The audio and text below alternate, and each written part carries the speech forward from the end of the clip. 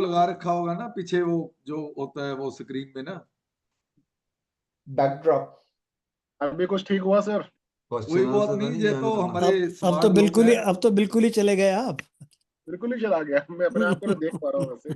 ये तो कमल गर्ग जी तो स्मार्ट पर्सन है, तो वो वैसे भी मतलब कहते हैं ब्लर में भी स्मार्ट नजर आ रहे हैं। अब सर ये कॉम्प्लीमेंट तो बहुत अच्छा दिया आपने, टाइमिंग अच्छी नहीं है इसकी।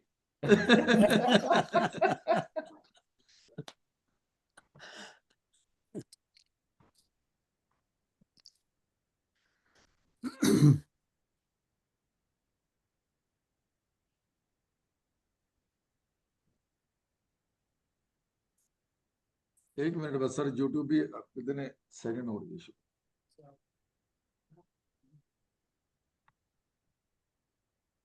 लो sir, first of all I welcome you again. हालांकि हम सबसे पहले मैं वेलकम करता हूं हमारे आज के फैकल्टी जो इतने शॉर्टर नोटिस पे, ऑल दो he is very busy, but for members he is always available. मैंने इमीडिएट प्रोग्राम बनाया, रादर आई वाज थिंकिंग कि सैटरडे को ही इस प्रोग्राम का आगाज कर दें। सुबह इनसे बात हुई तो मैंने सोचा था 5 बजे रख दें, शाम सैटरडे को ही, बट समहाउ तो सैटरडे को हमारे जितने भी फैकल्टीज हैं हमेशा बिजी रहते हैं ब्रांचेस के सेवा में, तो आज का दिन फिक्स हुआ वेरी शॉर्टर नोटिस पे। तो I am thankful to Kamal Garg ji, then Rakesh Soni ji and Atulpuri ji, then जोगेश बंका जी फ्रॉम उड़ीसा भुवनेश्वर। और हमारे 186 पार्टिसिपेंट हो गए हैं, और बड़ी जल्दी we will see the figure will be 300-400 within 10 minutes। तो thank you very much on behalf of Chartered Accountant Association and Voice of CA, we are organizing this second program। Second नहीं, rather मैं तो यही कहूंगा कि एक तो हमने डिटेल्ड प्रोग्राम संजय जी का दिया, मतलब करवाया वो टैक्स ऑडिट रिपोर्ट के ऊपर। तो जब मैंने उनकी पीपीटी देखी 550 पेज की, तो मैंने कहा भाई संजय जी आप किताब ही लिख दो, अब क्या हर साल मतलब अमेंड किया करो, आप 550 पेज की पीपीटी पढ़नी है तो इतना पढ़ के ऑडिट करेंगे तो कहाँ, हमें कोई किसी ने 5 लाख थोड़ी दे देना ऑडिट का है, तो फिर तो एक दो ऑडिट ही होंगे, इतनी बड़ी पीपीटी पढ़ेंगे। हालांकि चलो मतलब वो भी मैंने शेयर कर दिया आपको, आपने वहां से भी इन डिटेल्ड सभी चीजें सीखी। लेकिन आज की डेट में क्या है कि in every year rather we are always in hurry, कि लास्ट डेट को ही हमें याद आता है, कोई ना कोई नया क्लेश हुआ होता है कि क्या करें। कभी क्लोज 44 आ गई, कभी पिछली बार 43 बी एच आ गया, कभी अब एमएसएमई के और आ गया, तो वो उसमें करें क्या, डिस्क्लोजर दें, डिस्क्लेमर दें, क्वालिफिकेशन दें, क्या करें। और इंस्टीट्यूट ने एक बार इस बार और नया पंगा बखेड़ा खड़ा कर दिया कि आपको यूडीआईएन निकालते समय उसमें मॉडिफाइड, अनमोडिफाइड, क्वालिफाइड, ये चीजें भी आपको बतानी पड़ेंगी यूडीआईएन में। अब ये बड़े क्वेश्चन थे जो इमीडिएटली हमें नीडेड है, इवन दो मैंने भी एक यूडीआईएन निकालना है, तो मैं वेट कर रहा हूँ इस सेमिनार की कि उसको किस में निकालें। कि जैसे एमएसएमई में उसकी कोई ट्रांजेक्शन है नहीं परचेज में, तो और भी कोई है नहीं भी, अब उसमें अब जब निल है, निल दें, नोट एप्लीकेबल दें, जहां हम कोई सेफ मोड अप्रोच बनाएं कि उसमें ऐसा डिस्क्लेमर दें, डिस्क्लोजर दें कि मतलब उसकी कोई ट्रांजैक्शन नहीं है, जहां हमें कोई नजर नहीं आई, जहां उसने रिपोर्ट नहीं की, क्या करें। तो इसके लिए हमने मोस्ट सुटेबल पर्सन जो हमारे कमल गर्ग जी हैं, he is master in auditing. मतलब auditing is not a small word for them, for him, क्योंकि चाहे वो कंपनी लॉ की ऑडिटिंग हो, कारों की ऑडिटिंग हो, इंडेस के थ्रू हो, जहां टैक्स ऑडिट के थ्रू हो, इनकी हर टॉपिक के ऊपर बुक भी आती है। और ये वैसे भी मतलब 100 आउट ऑफ 100 इंस्टीट्यूट में भी रहे हैं ऑडिटिंग में, तो he will better guide us कि उन डिस्क्लोजर को हम कैसे दें ताकि हमारी जान भी बच जाए और काम भी निपट जाए लास्ट मोमेंट तक। जो अब ऑल दो डेली मेरे को मैसेज आते हैं कि डेट बढ़ जाएगी, डेट तो इन सेल्फ मोड ही बढ़ जाएगी मेरे हिसाब से, लेकिन बट मैं चाहता हूं कि अभी ना बढ़े, कम से कम काम तो निपट जाए ना हमारा 15 तारीख वाला, और 25 तारीख तक जो 20 तक निपटना है वो तो निपटे ना, तभी डेट बढ़े। अगर पहले ही बढ़ जाएगी और ये 15 वाली भी अगर बढ़ गई साथ में, फिर तो आप समझो पूरा साल ही गया आपका, इसी काम में हम लगे रहेंगे। तो फिर तो इन सब बाकी काम चीजों कब को करेंगे?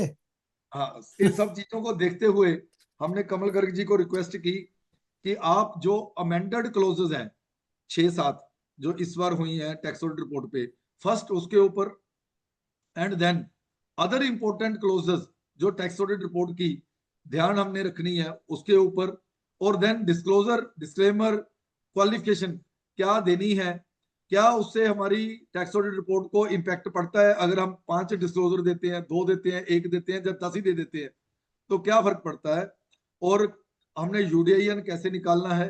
तो इन सब चीजों के ऊपर इनकी अभी रिसेंटली बुक भी इन्होंने लिखी है टैक्स ऑडिट रिपोर्ट के ऊपर स्पेसिफिकली, जो नया फॉर्मेट आया है। हालांकि इनका डिटेल्ड प्रोफाइल है, तो मैंने जैसे आपको बताया 100 out of 100 in the auditing in the institute, FCA, DISA, then MCom, Jindal साहब शुरू करें, वैसे ही आपने 1 घंटा आईएसए, दिया, 6:15 देन हो इनकी गए हैं। डजन्स ऑफ बुक्स भी हैं जो इनकी आती हैं डिफरेंट टॉपिक पे जो रीसेंट है। जैसे लास्ट टाइम आपने वो इनकी फाइनेंशियल रिपोर्टिंग, नॉन फाइनेंशियल, हाँ उसका भी इन्होंने बताना है। नॉन फाइनेंशियल वाला डिस्क्लोजर भी हमने इसी में देना है कि अगर हम उसको नहीं बना रहे इंस्टीट्यूट के फॉर्मेट पे जो इम्प्लीमेंट हो गया गाइडेंस नोट के थ्रू, तो उसका डिस्क्लोजर भी हमने देना है, उसका क्या इम्पैक्ट है उसके ऊपर भी इनकी बुक है, और टैक्स ऑडिट रिपोर्ट के ऊपर भी इनकी बुक है। तो ज्यादा ना कहते हुए, तो हर टॉपिक पे ऑडिटिंग के हमारे इनकी बुक है जो हमें डे टू डे में जरूरत पड़ती है। तो मैं डायरेक्टली रिक्वेस्ट करूंगा कमल गर्ग जी को कि काइंडली हमें गाइड करें टैक्स ऑडिट रिपोर्ट के ऊपर। Thank you very much, Jindal Saab, and thank you very much, Vice CA, for inviting me again. Good evening to all of you. I can see many of my friends, seniors, and peers. So, सबको मेरा नमस्कार. Before I share my screen and discuss the things in detail, मेरे कुछ छोटे-छोटे सवाल हैं. I have very few questions to begin with. Question number 1 is, today we are assembling here to discuss tax audit. Now, one thing is very much certain, that my SSC is under audit purview. Now, if my SSC is under audit purview, is there any requirement for MSME disclosures in notes to accounts by virtue of MSMED Act? That is my first question. Because ये question इसलिए जरूरी हो जाता है, जो 3CD में amendments आए, उन अमेंडमेंट्स का इस वाले क्वेश्चन से डायरेक्ट नेक्सेस है, डायरेक्ट कनेक्शन है. So any idea? If I repeat my question, I reiterate. My question to the house is, your assessee is a buyer and that assessee is subjected to tax audit. So let us forget about tax audit. उसमें भी हम नहीं जाते. My question is, if your assessee buyer is subjected to tax audit, is there any financial reporting requirement? I repeat and emphasize. Is there any financial reporting requirement on such assessee buyer by virtue of MSMED Act?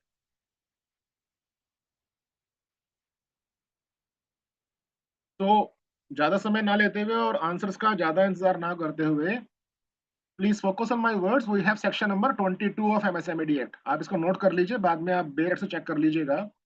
Section number 22 of MSMED act says, where a buyer is required to get himself audited under any law.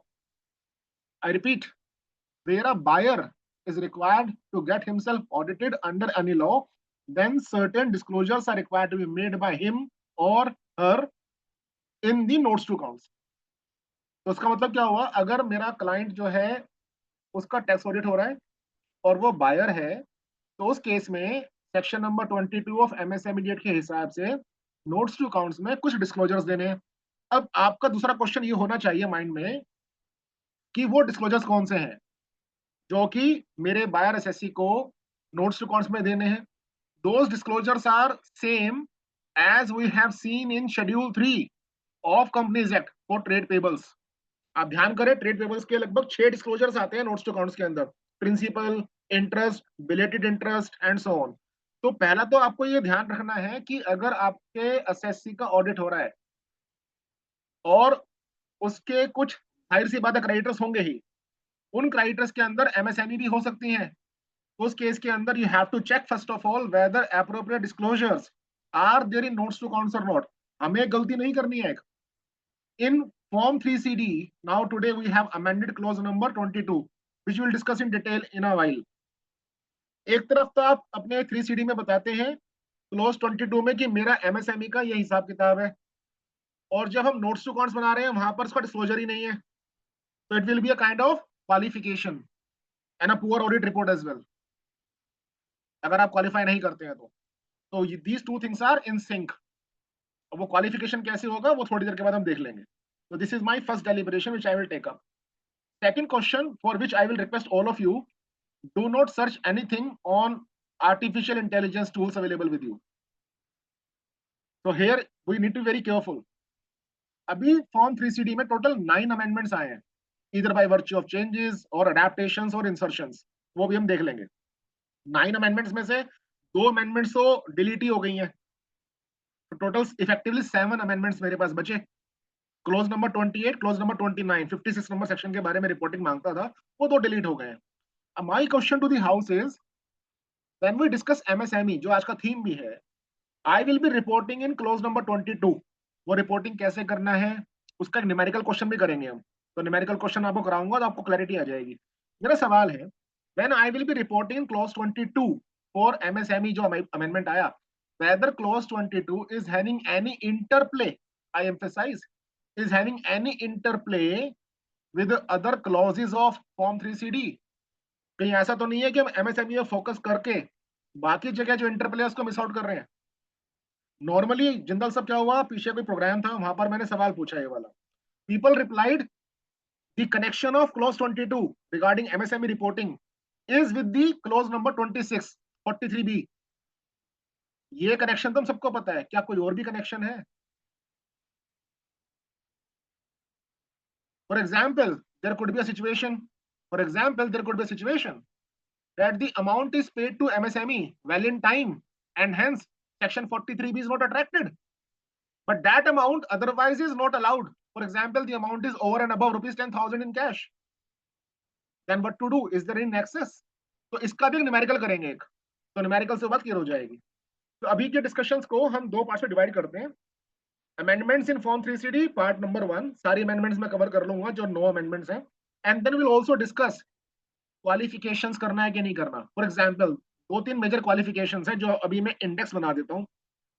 पहला major qualification, let me assume that you have a client which is a non corporate entity. अब राकेश सोनी जी, हम सब जानते हैं generally practice क्या होती है, financial statements के अंदर depreciation as per accounting standard नहीं होता, एज पर इनकम टैक्स होता है. And this warrants a qualification again, because जो हमारा फॉर्म 3CD बन रहा है नॉन कॉर्पोरेट एंटिटी के लिए, उसमें 2 पैराग्राफ्स हैं main, para number 3 and para number 5. Para number 3 deals with books of accounts and financial statements. Now in books of accounts, when we say true and fair, that means compliance with the accounting standards.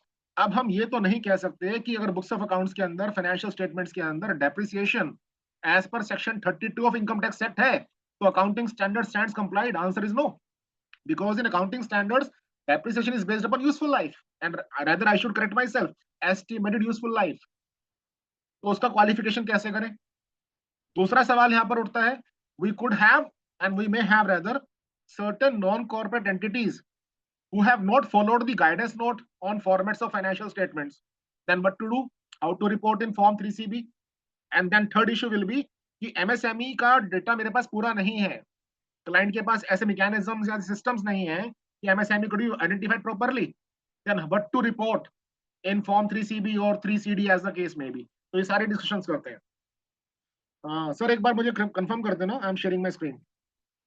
हाँ जी sir.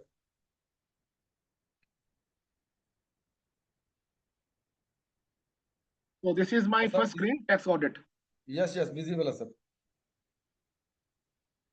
So just have a look out. What is the amendment which is made in form 3CD? Or rather, I should say, what are the amendments? A very quick guide.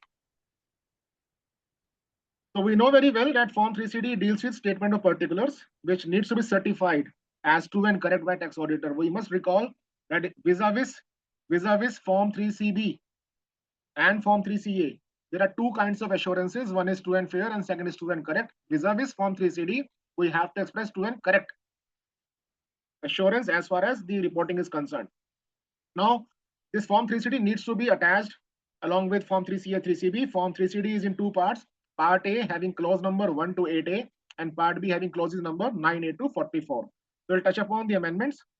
Just see, on 28th of March 2025, A notification was issued dated 28 March 2025, number 20/25. Now, total 9 clauses either have been amended or inserted or are deleted. So these are the 9 clauses which we'll discuss one by one. First is clause number 12. So clause number 12 deals with presumptive taxation. Now, earlier what happened, last year also, Form 3CD was amended, wherein clause 12 was also amended. Last year in clause number 12, section 44 ADA was inserted. This year when amendment took place, this section 44 BBC is inserted. In my personal wisdom, the insertion of 44 ADA last year and 44 BBC this year doesn't make any difference, because this question in Form 3CD, underlying clause 12, is also having one expression, any other relevant section. Even if presumptive taxation scheme is not covered by 44 ADA, 44 BBC in clause number 12, doesn't make a difference, because if my assessee is covered by these two sections, I could have reported it in other relevant section paragraphs. But because now we have a specification of 44 ADA and 44 BBC, so it will hardly making any difference. So I must read this for you. The particulars required by this clause are not required to be furnished if the P&L account does not include any profits and gains accessible on presumptive basis under above sections.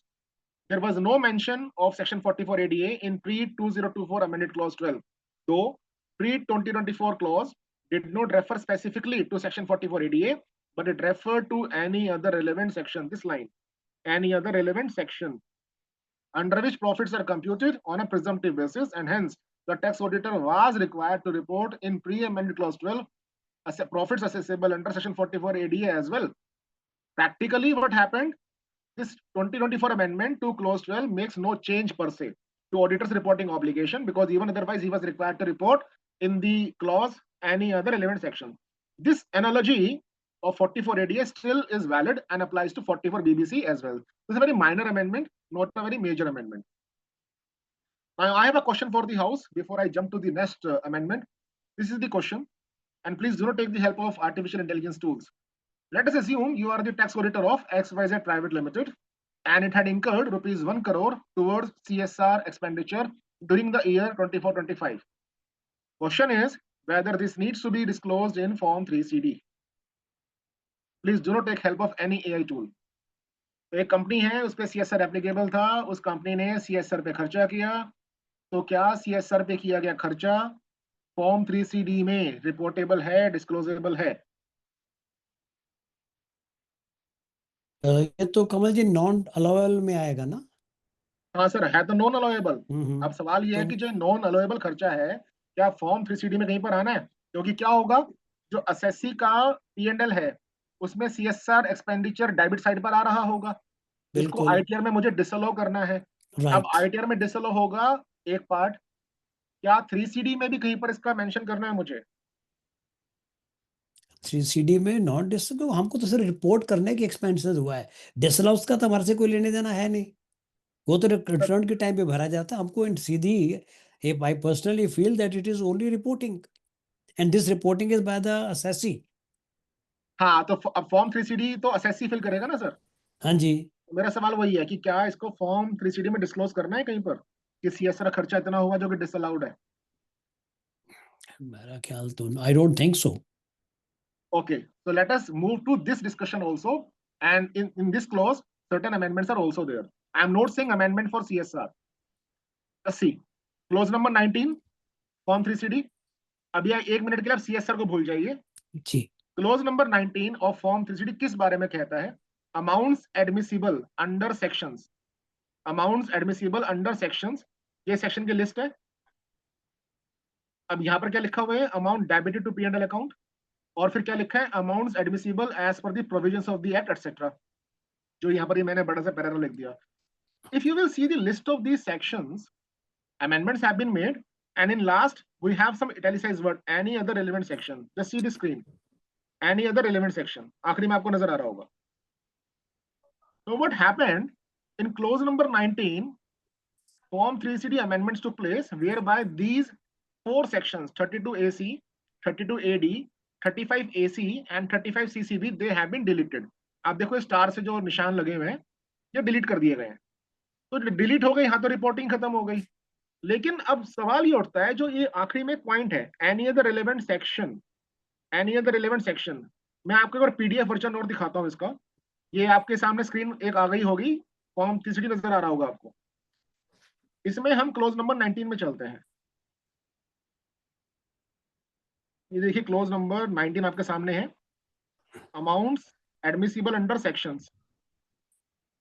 और यहाँ पर क्या लिखा है, admissible यहाँ लिखा है amount debited to P&L, ये वाला जो सेकंड कॉलम है। तो जो ये येलो से लिखा है तो डिलीट हो गया, और ये एक आखिरी में आते हैं एनी अदर रिलेवेंट सेक्शन। तो this any other relevant section was inserted last year 5/3/2024 को। नाउ द क्वेश्चन अराइजेस, जैसा भी मुझे बता रहे थे आप कि सीएसआर खर्चा अलाउएबल नहीं है, which is very much correct. Section 37 specifically disallows CSR expenses. Now in my personal understanding, these words any the relevant section will encompass section 37 also. तो यहाँ पर मेरा जो विजडम है वो कहता है कि हमें यहाँ पर क्या लिखना चाहिए, section 37 CSR expenses let us से ₹1 crore, अमाउंट एडमिसिबल 0। तो क्या हो जाएगा, डिसअलाउड हो जाएगा। It's my personal view, guidance note इस बारे में साइलेंट है, गाइडेंस नोट में इस बारे में कुछ लिखा नहीं है। Why I am saying so, in a recent event on tax audit and other auditing practices, one of the participant in the audience raised a question कि CSR खर्चा disallowed है तो क्या फॉर्म 3CD में कहीं पर भी नहीं आएगा। In such a scenario, my understanding moves like this, and I am again disclaiming it's my own understanding. Any of the relevant section में हम लिखें section 37, सेकंड कॉलम में हम लिखें CSR अमाउंट ₹XYZ जो भी अमाउंट होगा, और जो थर्ड कॉलम है अमाउंट एडमिसिबल, इसमें हम करते हैं 0। 0 का मतलब क्या हो गया, कुछ भी खर्चा अलाउड नहीं है। तो that is what I was trying to make a point. इसमें कोई इश्यू तो नहीं आएगा भी हम यहाँ पे रिपोर्टिंग बेटर कर दें, बाद में पता चले जब उन्होंने इंटीमेशन दी तो उसमें उल्टा ऐड कर दिया प्रॉफिट में। ऐड नहीं होगा ना, क्योंकि सर ऐड करने के लिए जो अमाउंट लिया जाएगा वो column number second, column number 2 दोनों को उठा के लिया जाएगा। कॉलम नंबर सेकंड क्या कह रहा है मुझे, amount debited to P&L account. ठीक है जी। एडमिसिबल का कॉलम क्या कह रहा है, एडमिसिबल 0। तो 0 को अगर वो डिसअलाउ करेगा अभी तो भी इंपैक्ट नहीं आएगा ना, अमाउंट एडमिसिबल में अच्छा 0 डाल दे। ठीक है, हाँ। ठीक है। नेक्स्ट। तो कमल जी फिर इसका पर्पस क्या हुआ देने का, अगर हमने एडमिसिबल 0 लिख दिया और रिटर्न के टाइम पे तो वैसे भी उसको ऐड बैक करते ही हैं। सर पर्पस ये हुआ कि हम ये कहना चाह रहे हैं कि जब ये वर्ड यूज होता है amount debited to P&L account, my interpretation is when we say amount debited to P&L account, shall we confine this amount debited only to those expenditure which are allowable, or to all the expenditure by conveying specifically कि इतना allowed नहीं है, बिल्कुल ही allowed नहीं है। Okay, तो that means हमको तो अपनी रिपोर्टिंग में देना ही पड़ेगा। हाँ, मतलब ये मेरा अपना अंडरस्टैंडिंग है कि यार मैं ये रिकंसाइल कर लूं कि इतना खर्चा डेबिट हुआ था, मगर गाइडेंस नोट में तो ये नहीं है। हाँ वही मैं बोल रहा हूँ, गाइडेंस नोट में इस बारे में कोई डिस्कशन ही नहीं है। कोई डिस्कशन नहीं है। गाइडेंस नोट में अगर आप कंट्रोल एफ आके सर्च करेंगे सीएसआर, उस पे भी कोई ऐसी बात लिखी नहीं हुई है। तो प्रॉब्लम अराइजेस कि section 37 is there, but section 37 का 3CD में कोई मेंशन ही नहीं है, और कंपनी के केस के अंदर CSR could be a very heavy amount. So that means this is by default to be reported. I would not say by default, I would say in professional judgment of auditor it should be reported. Okay. So default will come either from the law or from the guidance note literature, which at present is silent. So that means it is your individual discretion whether you want to Yes, do yes. it or you think it should be done. Sir, in my view, अगर मैं कहूँ कमल को audit करना है तो मैं कहूँ कमल की समझ ये कहती है कि on a conservative note and on a interpretational note CSR की बात हमें यहाँ कर देनी चाहिए। ठीक, हाँ रिपोर्टिंग में क्या फर्क पड़ता है, जाने दो। हाँ, और जहाँ सवाल है 143(1) की प्रोसेसिंग का, उसमें भी कुछ फर्क नहीं पड़ेगा, बिकॉज वो अलो डिसअलो क्या करेगा, 0 जो हम थर्ड कॉलम में रिपोर्ट कर रहे हैं, तो उतना तो उस पर कोई इम्पैक्ट आएगा ही नहीं। और बड़ा सर फर्क नहीं है। ज्यादा समझदार ना बन जाए, पता लगे भी सारा ही उन्होंने ऐड कर दिया उधर से उठा के। पता अश्विन जी होता क्या है, एडमिसिबल 0, खर्चा कितना डाला, अश्विन जी, मान लो अश्विन 50 जी लाख होता को क्या है 50 लाख कि ऐड कर दिया। जब कोई नई चीज की डिस्कशन होती है ना, हम उसके बारे में चिंतित ज्यादा होते हैं, और जो हम इतने सालों से डेप्रिसिएशन की काउंटिंग नहीं कर रहे और क्लोज 13 में रिपोर्टिंग कर रहे हैं कि सब कुछ ठीक है, उसकी चिंता में हाँ आज जी, भी नहीं है। बिल्कुल ठीक हमारे आपकी दफ्तरों के बात। अंदर अगर आप अभी I tax think I rate think I जाके think देख लो, your advice is correct that we should report it. Tax audit की फाइल उठा के देखेंगे तो हम कहेंगे सब कुछ बढ़िया है, true and correct, no AS is contravene, but clause 13 देखते लग जाएगा पता कि there is no compliance of useful life and depreciation there हो। चलिए क्लोज नंबर 19 में ज्यादा बड़ी अमेंडमेंट्स नहीं है, क्योंकि जो ये क्लोजेज हैं मोर और लेस ये क्लोजेज आज की डेट में आउटडेटेड हो चुके थे ऑलरेडी। अब आते हैं क्लोज 21। क्लोज 21 में जो अमेंडमेंट आया that is on account of the amendment made to section 37 by the Finance Act 2022, and that very amendment was not captured by Form 3CD in the erstwhile version. Now it is being captured. If you see, the new reporting requirement of clause 21 is with the insertion of this paragraph: expenditure incurred to settle proceedings initiated in relation to contravention under such law as notified by central government in official gazette in this behalf. तो ये कौन से खर्चे की बात कर रहा है? ऐसा खर्चा जो एसएससी ने किया for what purpose? To settle the proceedings. कौन सी प्रोसीडिंग्स? जो किसी ऐसी लॉ के तहत हुई हो जिसको सेंट्रल गवर्नमेंट ने नोटिफाई किया हो। तो जब फॉर्म 3CD की अमेंडमेंट आई थी उस दिन तक कोई नोटिफिकेशन ऐसा था कि नहीं था? Let us have a look out. तो what happened, just see here this date 23 April 2025 को गवर्नमेंट ने एक नोटिफिकेशन इशू किया जिसमें कहा कि for the purpose of section 37 which we just discussed in the previous clip, if you have incurred any expense to settle the proceedings under these 4 laws only: SEBI Act, Securities Contract Regulation Act, Depositories Act, Competition Act, अगर इन कानूनों के तहत आपने कोई खर्चा किया for settlement of proceedings, तो ये खर्चा अगर पीएनएल में डेबिटेड है तो वो डिसअलो हो जाएगा, और वो जो डिसअलो होगा उसकी रिपोर्टिंग आपको इस क्लॉज नंबर 21 में करनी है। मैं क्लॉज नंबर 21 आपको पीडीएफ पे एक बार दिखा देता हूँ। कमल जी, इसका मतलब है जो कंपाउंडिंग फीस वगैरह हम देते हैं वो डिसअलाउंस नहीं होगा? कंपाउंडिंग फीस तो सेटलमेंट नहीं है ना, क्योंकि जो सेबी एक्ट है या सिक्योरिटीज कॉन्ट्रैक्ट रेगुलेशन एक्ट है उसके अंदर सेटलमेंट ऑफ प्रोसीडिंग्स का सेपरेट सेक्शन है। या सेबी में 23J आई थिंक है जी। ये देखिए clause number 21, please furnish details of amounts debited to PNL account being nature of capital, personal etcetera. और जब इसके अंदर हम आगे चलते हैं तो दिस इज द अमेंडमेंट जो ये येलो से हाइलाइटेड है: expenditure incurred to settle proceedings initiated in relation to contravention under such law as notified by central government in official gazette in this behalf। तो जो ऑफिशियल गजट में notification आया वो इन 4 कानूनों का आया जो आपके स्क्रीन पे नजर आ रहे हैं: SEBI act, securities contract regulation act, depository act and competition act. अब आते हैं हम सबसे इंपॉर्टेंट क्लॉज पे जिसके लिए अश्विनी सर ने मुझे शनिवार को सुबह 5 बजे व्हाट्सएप किया था कि क्या हम प्रोग्राम आज कर लें, अदरवाइज मंडे को कर लेते हैं। वो है क्लोज नंबर 22। थोड़ा ध्यान से देखिएगा और अभी है ना अगले 10 मिनट के लिए आप सारे काम छोड़ के एक बार यहाँ ध्यान दीजिएगा, कुछ इंपॉर्टेंट चीज आपको मैं बताने वाला हूँ। क्लोज नंबर 22 जो अमेंडमेंट से पहले वर्डेड था, थोड़ा ध्यान से समझिएगा। क्लोज नंबर 22 जो अमेंडमेंट से पहले वर्डेड था उसके वर्ड्स क्या थे? Amount of, just see, amount of interest inadmissible under section 23 of micro small and medium enterprises development act 2006। एक बार हम यहाँ पे रुक जाते हैं।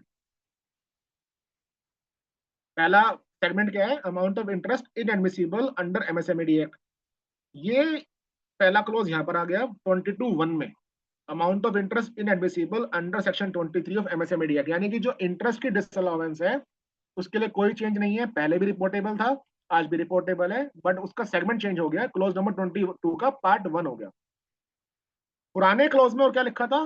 जो लास्ट अमेंडमेंट हुई थी उसकी वजह से, और any other amount not allowable under close H of section 43B of income tax act. तो जो ये सेंटेंस आप देख रहे हैं, और any other amount not allowable under close H of section 43B of income tax act, ये वाले वर्ड्स तो डिलीट कर दिए गए हैं। उसके बाद क्या हुआ? क्लोज 22 के अंदर 2 सब क्लोजेस इंसर्ट किए गए, या कह दीजिए मॉडिफाई करके डाले गए। क्लोज 22 सब क्लोज सेकंड क्या कहता है? Total amount required to be paid, total amount required to be paid to a micro और स्मॉल एंटरप्राइज। आप देख रहे हो वर्ड्स क्या है? माइक्रो और स्मॉल, मीडियम नहीं है यहाँ पर।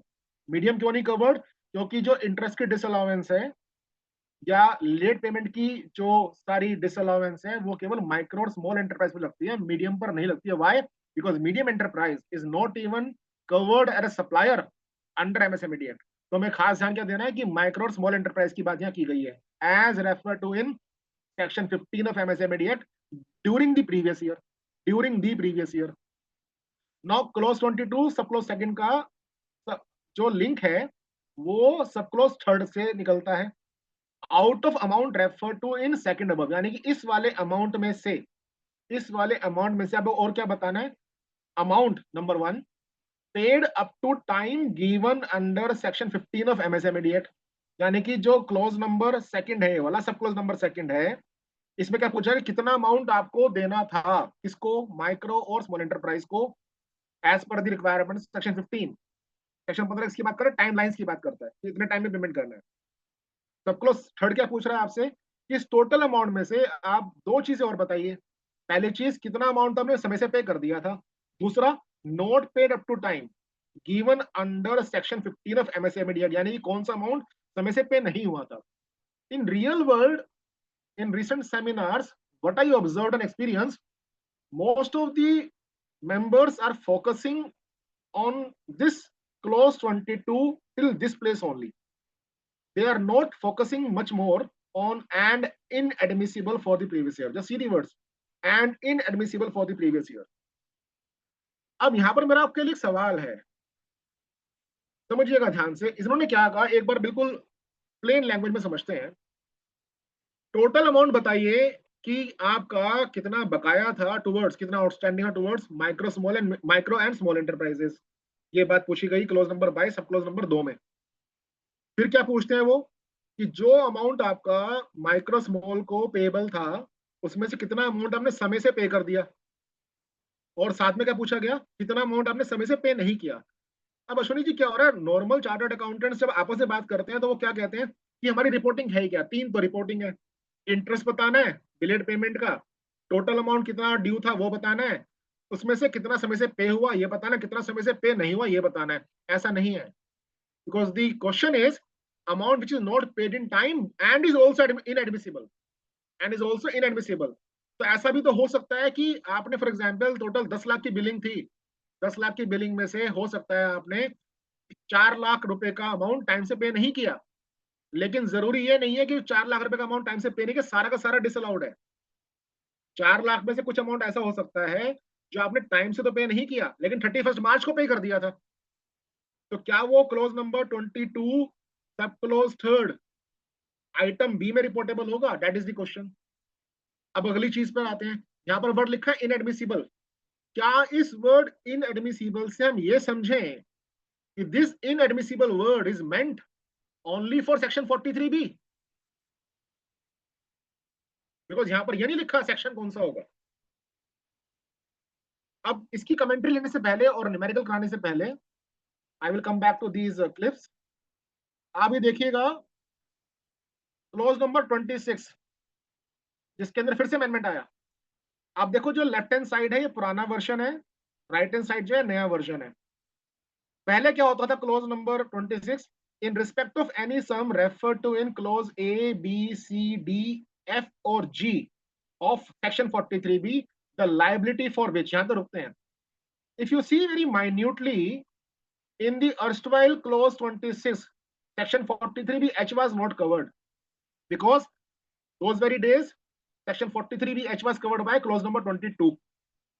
Now post amendment what is happening, this new clause 26 has omitted this A B C D F and G, and the scenario is in respect of any sum referred to in section 43B the liability for which।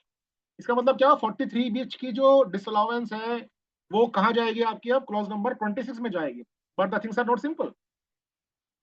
Clause 26 sub clause A is also amended. Prior to amendment, the words were pre-existed on first day of the previous year, but was not allowed in assessment of any preceding previous year and was paid during the previous year, not paid during the previous year। अब यहाँ पर क्या आ गया, pre-existed on the first day of the previous year, but was not allowable। तो आप देखिए this pre-existed on the first day of previous year will also include MSME dues, but was not allowable, पहले allowed था, allowable है in the assessment of any preceding previous year and was paid during the previous year, not paid during the previous year। अभी जब numerical करेंगे तो what is the interplay of section clause 22 and 26 आपको पता चलेगा। Clause B में भी छोटा सा change. Clause B earlier was worded was incurred in the previous year and was, अब यहां पर क्या गया, was incurred in the previous year and for clauses other than 43BH। तो 43BH की रिपोर्टिंग आप सभी नोट कर लीजिएगा इस बात को, 43BH की रिपोर्टिंग क्लोज 26 सब क्लोज बी में नहीं करनी है। आई रिपीट, सेक्शन 43BH की रिपोर्टिंग क्लोज 26 कैपिटल ए में तो हो सकती है depending upon the scenario, but section 43BH की रिपोर्टिंग क्लोज 26 सब क्लोज बी में नहीं करनी है, because post amendment they have written categorically for clauses other than H of 43B। Are getting my point? अब इसको ध्यान में रखते हुए हम बाकी चीजों की बात करेंगे डिटेल में। आप एक न्यूमेरिकल देखिए और मुझे ये बताइएगा न्यूमेरिकल देखने के बाद कि इसमें से जो भी अमाउंट्स आपके समझ में आते हैं, कितना अमाउंट तो क्लोज 22 में रिपोर्टिंग होगा और क्या कोई अमाउंट क्लोज 26 में भी रिपोर्टेबल है। तो इफ आई से टोटल 5 सप्लायर्स है मेरे पास और ये या तो माइक्रो है या स्मॉल है। इंटरेस्ट कंप्यूटेशन मैंने करके दे रखी है, आप हाइपोथेटिकली मान लीजिए यही इंटरेस्ट है। इंटरेस्ट की कंप्यूटेशन में मत पड़िएगा कि इंटरेस्ट सही कंप्यूट हुआ है कि नहीं हुआ, हाइपोथेटिकल अमाउंट है। अब सेक्शन 15 क्या कहता है एमएसएमई एक्ट का? Section 15 of MSME Act, if I say in a very summary mode, as a summary, what it says, what is the meaning of paid in time? If there is an agreement between the buyer and the supplier, if there is an agreement, तो क्या होगा? Payment timeline within the agreed period, maximum 45 days. If there is no agreement, within 15 days from the acceptance. ये acceptance से count करना है, invoice से count नहीं करना। हो सकता है कि जो goods है मैंने accept आज कर लिए, invoice date 4 दिन के बाद की है, so I will be counting my days from the acceptance date, not the invoicing date. अब यहाँ पर आ जाइए आप, ये आपके सामने कुछ फिगर्स हैं और मुझे बताइए कि जो फिगर्स आपके सामने आ रही हैं इसकी रिपोर्टिंग क्लॉज 22 में और क्लॉज 26 में कैसे की जाए। मैं आपको एक हिंट दे देता हूं, गाइडेंस नोट आपको जानकारी होगी, guidance note on tax audit is revised recently, 2025 edition is there.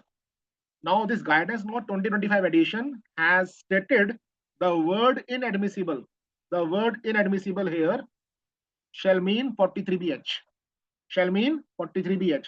तो गाइडेंस नोट ने एक प्रॉब्लम तो सॉल्व कर दी हमारी, ये कहकर कि जो ये वर्ड इनएडमिसिबल यहाँ पर लिखा है इसकी इंटरप्रिटेशन आप 43BH के पॉइंट ऑफ व्यू से कीजिएगा।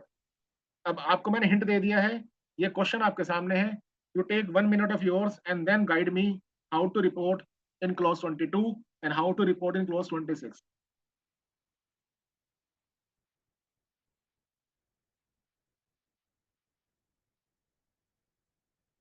सर मेरे हिसाब से जो 2 लाख है सेकंड नंबर पे, हाँ जी, वो तो रिपोर्ट होगा ओके सर, क्योंकि 31 मार्च को भी आउटस्टैंडिंग है, वो राइट 30/4/2025 को पे हुआ 40%। राइट राइट ठीक है जी।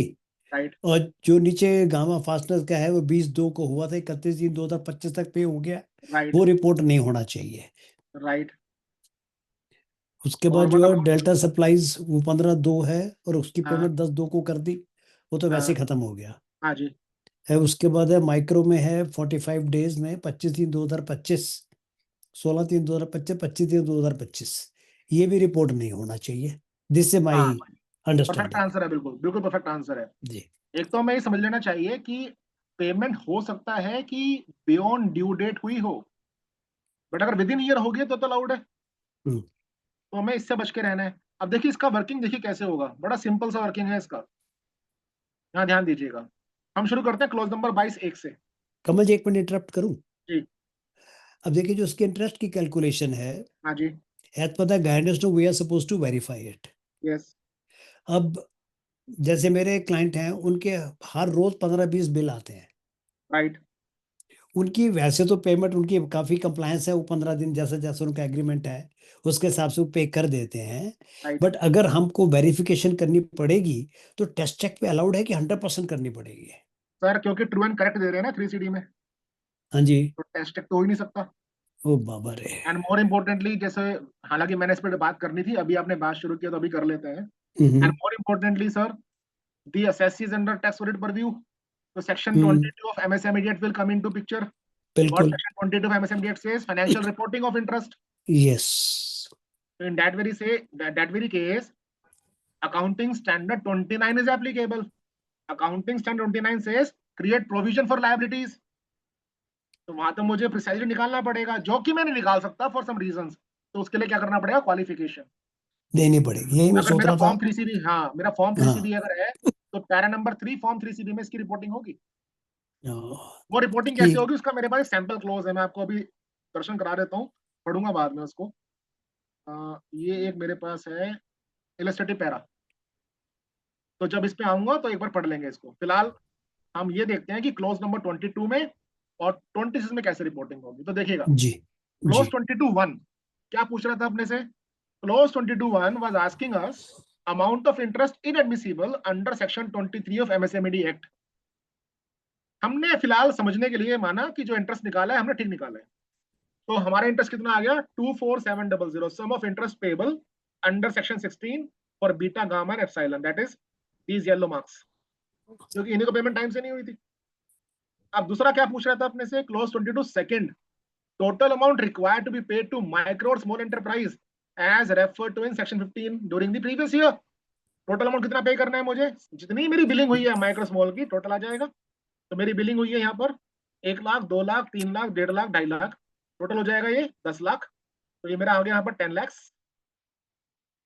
Now clause 22(3) is technical, of the amount referred to in second, यानी कि आउट ऑफ rupees 10 lakh, number A paid up to time given under section 15। तो कितने लोगों को टाइम से पेमेंट किया, one is A1 Tools Limited this amount, and second is Delta Supplies 1,50,000। तो टोटल मेरा कितना आ गया, 2,50,000। Now this one is number B, not paid up to time. मैं फिर से आपको ये कहना चाहूंगा कि रियल वर्ल्ड में जब हम टैक्स ऑडिट रिपोर्ट करें, please do not confine your reading to these words, not paid up to time. Please read in totality, not paid up to time and is inadmissible। साथ में inadmissible भी लगाना है। तो जैसा अभी अतुल जी बता रहे थे, बिल्कुल वही जवाब बनता है। यहाँ पर 3 अमाउंट है जो मेरी टाइम से पे नहीं हुई है, लेकिन 3 अमाउंट्स में से डिसअलाउंस किसका होगा, डिसअलाउंस होगा केवल 2 लाख रुपए का, इस अमाउंट का। तो यहाँ पर मेरे पास क्या आ गया, 2 लाख रुपीज बीटा। Are getting my point? Now ये मेरा क्लोज 22 तो यहाँ पर कंप्लीट हो गया। अब क्वेश्चन उठता है, whether something is reportable in clause 26। For your convenience let me go to the picture image of clause 26।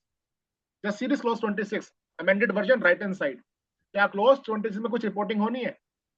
Close 26 ए क्या कहता है, in respect of any sum referred to section 43 B, the liability for which pre existed on first day of the previous year but was not allowable in the assessment of any preceding previous year and was paid during the previous year, not paid during the previous year। तो अब इसको ध्यान में रखते हुए आप बताइए कि कुछ रिपोर्टिंग करनी है यहाँ पर। अगर 43BH तो पिछले साल में उन्होंने स्पेसिफिकली डिसअलाउ के लिए नहीं बोला था। सर 43BH जो है, जब क्लोज 22(3) में हम जा रहे हैं, जी क्लोज 22(3)B में क्या पूछा गया कि जो अमाउंट आपने समय से पे नहीं किया और जो इनएडमिसिबल है, what is the meaning of inadmissible, section 43BH as per the guidance note, जी 2 लाख रुपए की रिपोर्टिंग यहाँ पर हो गई। तो in the current year I am assuming पिछला साल हम नहीं कर रहे डिस्कशन अभी, in the current year this 2 lakh rupees will not be reportable, but in the next year what will happen, this will become पे this will become the receivable, opening this balance, will be adjustable, allowable हो this जाएगा will ये। become opening balance in clause 26A। तो ये मानते हुए कि हम नेक्स्ट ईयर जा रहे हैं, अगर हम नेक्स्ट ईयर जाते हैं तो नेक्स्ट ईयर जाने की सूरत में ये रिपोर्टिंग आपको करनी होगी। तो मैंने क्वेश्चन में देखिए क्या लिखा था कि 30 अप्रैल 2025 को 40% की पेमेंट हुई है केवल, बाकी पेमेंट अभी तक नहीं हुई है। तो नेक्स्ट ईयर जब मैं रिपोर्टिंग करूंगा तो क्लोज 26 में रिपोर्टिंग क्लोज ए में ऐसी होगी, out of 2 lakh rupees paid during the previous year 80,000, note paid 1,20,000। So this is the interplay of clause 26 capital A and clause 22 3B। तो जब आपने वर्किंग पेपर्स बनाए, दोनों का इंटरप्ले एक्सेल शीट पर अगर बना रहे हैं तो कर लीजिएगा। The story is still not so simple. The story is still not so simple. The story lies in one more scenario. You may recall with the notification in April, with effect from 1st April 2025, the MSME limits were revised, they were enhanced। आज के लिए हमारी जो बात हो रही है वो माइक्रो स्मॉल के लिए हो रही है, क्योंकि मीडियम का तो कोई लेन देन है नहीं 43B से।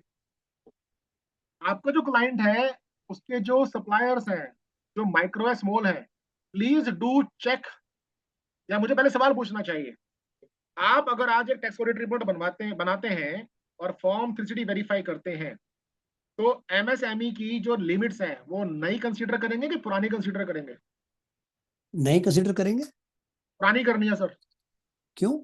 एज ऑन 31 मार्च पुरानी 2025 we have to check the status of MSME, और जो नई लिमिट्स आई वो इफेक्टिव हुई 1 अप्रैल 2025 से। नहीं, मगर हर जगह 1 अप्रैल 2025 means the after the date of reporting ना। नहीं एक सर। 1/4/2025 बाद जो रिपोर्टिंग होगी उससे कंसिडर होगी सर ना। मुझे देखना है जिस दिन ट्रांजैक्शन हुई थी उस दिन स्टेटस क्या था। तो ओके। जिस दिन मेरी ट्रांजैक्शन हुई थी वो 31 मार्च से या उससे पहले हुई, उस दिन जो लिमिट थी माइक्रो स्मॉल की मुझे वो चेक करनी है। ये अच्छा, खास ध्यान इसमें एक रखना। प्रॉब्लम कमल जी, एक प्रॉब्लम और आती है। Yes sir. हमारे क्लाइंट को नहीं पता उस पार्टी का टर्नओवर क्या है, इन्वेस्टमेंट क्या है, तो हम कैसे वेरीफाई करें सब क्लाइंट और को? अगर हम फिर वेरीफाई नहीं कर पाएंगे तो वो जो पैराग्राफ दिखाया था मैंने वो रिपोर्ट हो उससे जाएगा ना। वही रिपोर्ट कर दें। और कोई सर रास्ता ही नहीं है ना। और दूसरा प्रॉब्लम ये भी है कि जो ये एमएसएमई वाले हैं, अगर कोई माइक्रो में से निकल गया, वो अब आगे अमेंडमेंट ही नहीं कराता अपनी। वो अगर माइग्रेशन से निकल के अमेंडमेंट नहीं कराता तो उस केस के अंदर पुराना चलेगा। और इसमें एक और रूल आता है 2020 नोटिफिकेशन है ग्रेजुएशन अंडर ग्रेजुएशन का, कि 3 साल का कूलिंग ऑफ पीरियड रहता है। तो अभी यहाँ पर ये ध्यान देने वाली बात है कि जब अगर हम ये सारी चीजें अजम्पशन में लेकर चलें कि things are fine enough, data वेटा मिल जाता है मुझे, तो जो लिमिट्स मुझे देखनी है माइक्रो स्मॉल की वो मुझे पुरानी देखनी है, बिकॉज नई लिमिट्स मेरी 1 अप्रैल 2025 से लागू हुई है। अच्छा, मेरे तो 2 आप क्वेश्चन है कमल जी, इस पे इफ आई कैन आस्क। जी एक तो ये कि जो पार्टी ने पेमेंट हमको 28 मार्च को माल भेजा और हमने एक्सेप्ट हाँ कर लिया, हाँ वो हमारा 31 मार्च का आउटस्टैंडिंग है और उसकी पेमेंट होनी थी मान लीजिए 6 अप्रैल को या 10 अप्रैल राइट को, XYZ डेट, और राइट उस तक नहीं हुई, तो do we write. Have to report it? Sir इसमें मेरा व्यू काफी अलग है। There is a reason for it. If we refer section 43B, hmm. उसमें clause number A to H आते हैं सर। जी अब क्लोज नंबर ए के अंदर और क्लोज नंबर ए से लेकर एच तक जो वर्ड्स यूज हुए हैं वो सम पेबल यूज हुआ जी है ना। हर ए बी सी से लेकर एच तक सम पेबल है। जी 43B की जब हम एक्सप्लेनेशन पढ़ते हैं तो they have defined what is the meaning of sum payable, but that meaning of sum payable is being defined only for the purpose of clause number A. बिल्कुल। H के लिए या बी सी डी के लिए नहीं है। Now what we need to understand what is the meaning of sum payable. Before we call any amount as payable, we first also need to understand two accounting terminologies. One is incurred and due, and second is incurred but not due. 31 मार्च को अतुल जी, 31 मार्च को जो मेरा amount है आपके example के हिसाब से towards the MSME, is it incurred and due or incurred but not due? Atul ji muted है आप। अतुल जी म्यूटेड हो आप, म्यूट हो आप।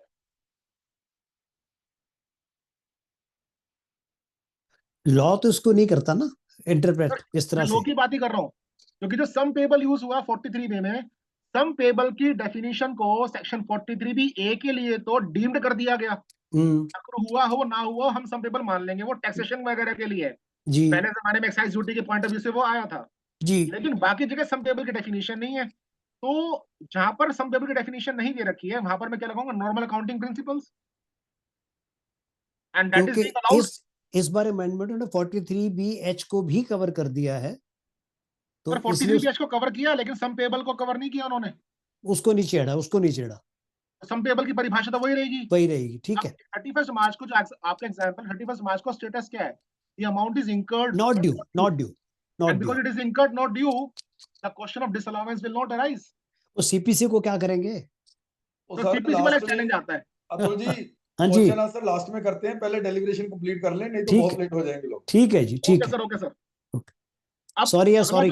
अगला जो मुद्दा है वो ये है कि इंटरप्ले क्या, अगर लोगों ने निकलना होगा ना दिल्ली में भी वो लेट हो जाएंगे। क्लॉज 22, 26 का क्या कोई इंटरप्ले किसी और के साथ भी? Answer is yes. Now be very careful, in next 2 minutes we are going to discuss that interplay. So the topic of discussion now is clause 22 versus clause 26 versus section 43BH. We just have seen clause 22 deals with MSME reporting, where micro and small enterprises are only covered, and what it requires: interest inadmissible, total payments, and payments made in time, not within time, and inadmissible. Now what we need to understand, just see very carefully, section 43B is captured only by clause 26 capital A, not by clause 26B. Here comes the challenge. Now be very careful. हमने 43BH देखा clause 26 के हिसाब से, हमने MSME की बातें करी clause 22 के हिसाब से. The question arises, is there any interplay vis-a-vis reporting with respect to section 30 to 37, 40, 48, etc.? Answer is a big yes. Answer is a big yes. Try to understand. If a payment to micro or small enterprise fails the test of section 30 to 37, say not wholly and exclusively for business, or is disallowed under section 40 or 40A, for example, cash payment more than rupees 10,000, or payment is made to a relative, then it will be inadmissible regardless of section 43BH. Clause 21 of Form 3CD is the right place in such cases to report such general disallowances. And clause 22 and clause 26 focus specifically on 43BH only. तब वो क्या याद रखना है? There could be a possibility that amount otherwise is disallowable and 43BH is not getting attracted.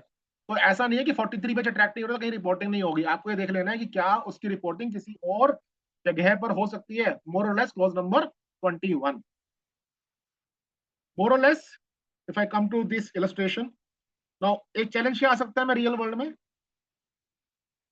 World में challenge ये आ सकता है कि there could be some information deficiency. Client के पास इंफॉर्मेशन नहीं है, डेटा नहीं है, और हमें ये पता नहीं चल पा रहा कितना MSME प्लेयर है, कितना अमाउंट ड्यू है, so that calculations can take place. So what to do in such a case? Point number 1, what could be your approach? Obtain management representation letter. आप MRL लेंगे in which there will be detailed acknowledgement about identification of creditors, delays if any, interest liability if any. Audit report में क्या करना है मुझे? Disclose the limitations you faced in the observation paragraph of Form 3C or 3CB as the case may be. You have to maintain documentation about all this communication and then use your reasonable judgment. कि क्या मैं कुछ और कर सकता हूँ?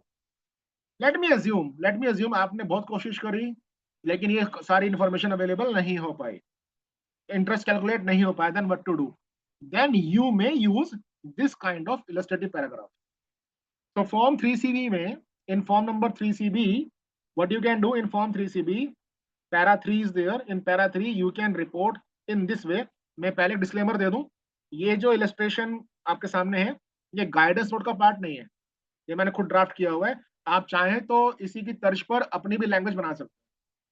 तो मैं एक बार पढ़ देता हूं कि पैराग्राफ कैसा लिखा जा सकता है.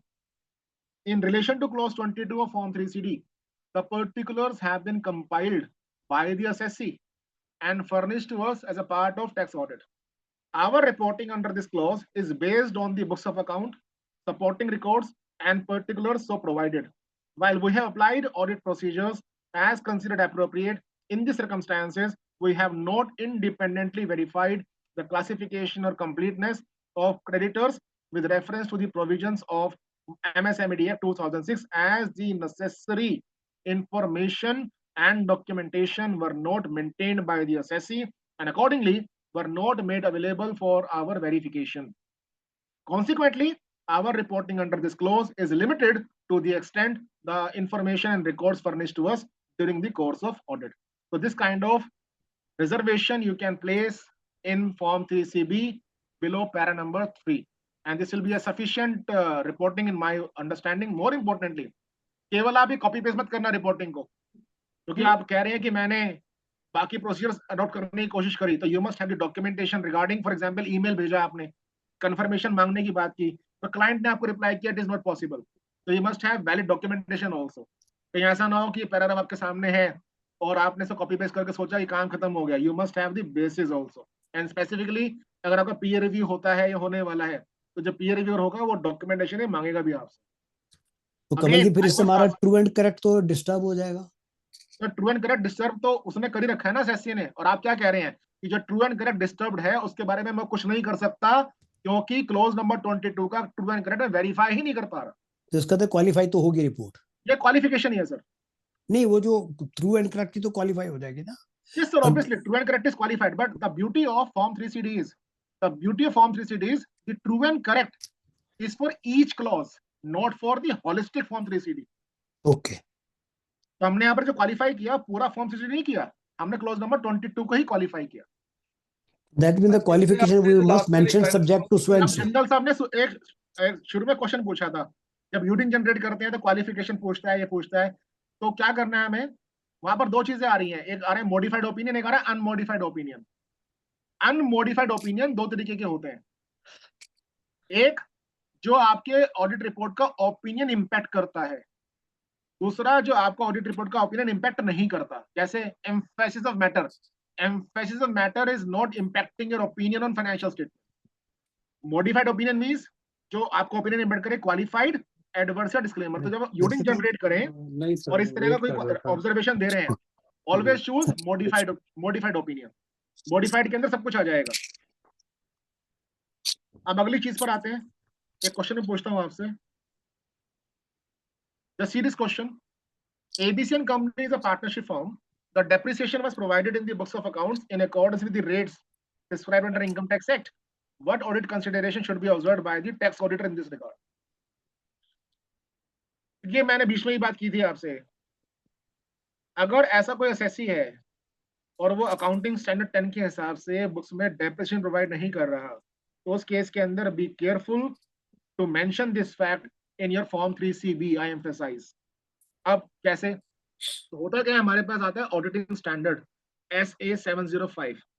SA 705 says whenever you qualify, you have to mention the financial impact to the extent practicable.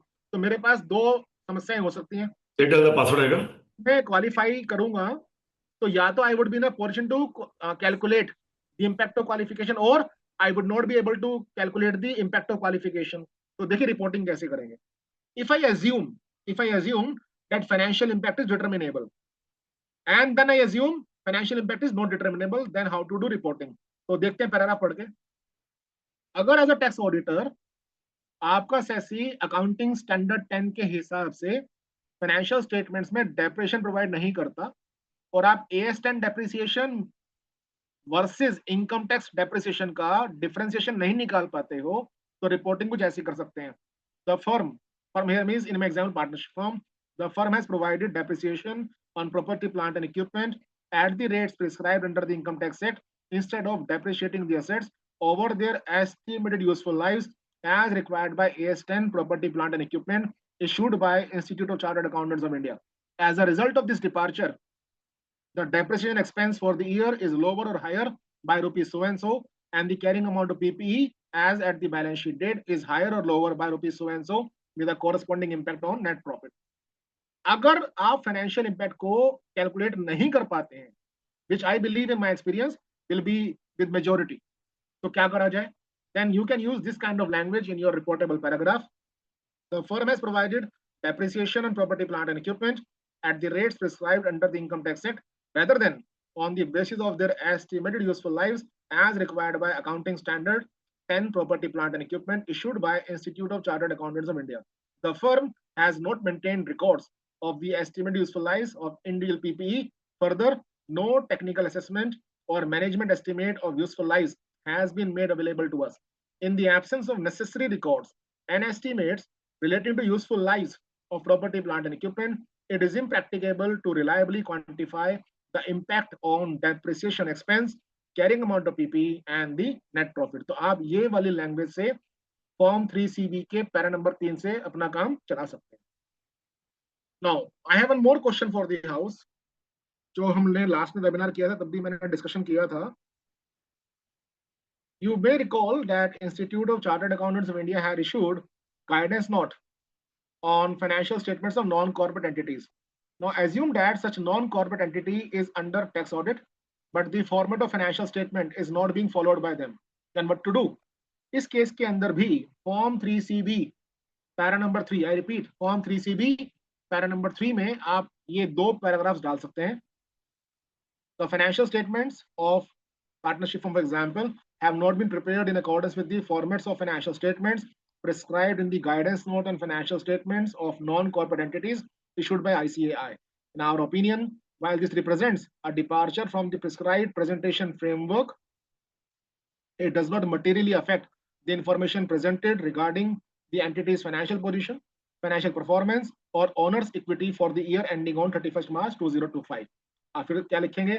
In our opinion, and to the best of our information and according to explanations given to us, except for the matter described in basis for qualified opinion paragraph. And this paragraph, the financial statements present fairly in all material respects the financial position as at such and such date and its financial performance for the year ended on such date in accordance with applicable financial reporting framework. Now, what is the meaning of applicable financial reporting framework? Nothing but the accounting standards. एक precaution और मैं देना चाहूंगा आपको, जब आप depreciation वाले paragraph के लिए क्वालिफिकेशन करें तो प्लीज ये ना लिखिएगा AS10 issued by central government. Non corporate entities के लिए जब हम बात करते हैं अकाउंटिंग स्टैंडर्ड्स की, so you have to always say accounting standards issued by institute of chartered accountants of India. इसके बारे में बात करें तो ये दो क्लॉजेस थे आपके, ये 31 नंबर वाला clause 31 deals with reporting for loans और डिपॉजिट एंड स्पेसिफाइड सम्स. सब कुछ सेम है, कुछ बदला नहीं है. बस एक मेजर चेंज जो आया वो क्या आया कि जो भी आपके रिपोर्टेबल सेगमेंट्स हैं क्लॉज 31 के, उसके लिए ड्रॉप डाउन लिस्ट मिलेगी आपको जिसमें कोड दे रखा है, कोड ऑफ द ट्रांजेक्शन. सो जो कोड की लिस्ट है वो ये वाली है. So whenever you will be filling clause number 31, you have a drop down list to choose from. अब ड्रॉप डाउन लिस्ट के अंदर टोटल 12 आइटम आपको मिलेंगी, cash payment, cash receipt, journal entry etcetera. जो भी क्लोज आपको एप्लीकेबल होगा वो आपको वहां पर चूज करके पिक करके डाल देना है. Clause number 28 and 29 they stand omitted. They were requiring reporting in clause 28 and 29 respectively for section 56(2)(7)(a) and 56(2)(7)(b. ये omit हो चुका है. तो effectively जो आपका amendment बचा reportable, वो टोटल 7 क्लॉजेस हैं जो रिपोर्टेबल हुए पोस्ट अमेंडमेंट. आखिरी में क्लॉज बचा क्लॉज 36B रिगार्डिंग बायबैक. क्या मांगता है 36B? whether the SSC has received any amount for buyback of shares as referred to in subclause 22 as referred to in section 222F. yes और no में इसका जवाब देना है. आपको याद होगा डीम्ड डिविडेंड का सेक्शन आता था 222E, उसी में एक एडिशन हो गया. अब एडिशन क्या हो गया? बायबैक का. तो बायबैक का अगर कुछ हुआ है तो उसका रिपोर्टिंग आपको करना है. और यहाँ पर क्या बताना? यस और नो, इसके अलावा कुछ नहीं बताना. Clause number 36B sub clause B, if yes buyback का कुछ पैसा आपको मिला है तो please furnish the following details as well, amount received and cost of acquisition of shares. So they are not asking you compute taxability of this buyback.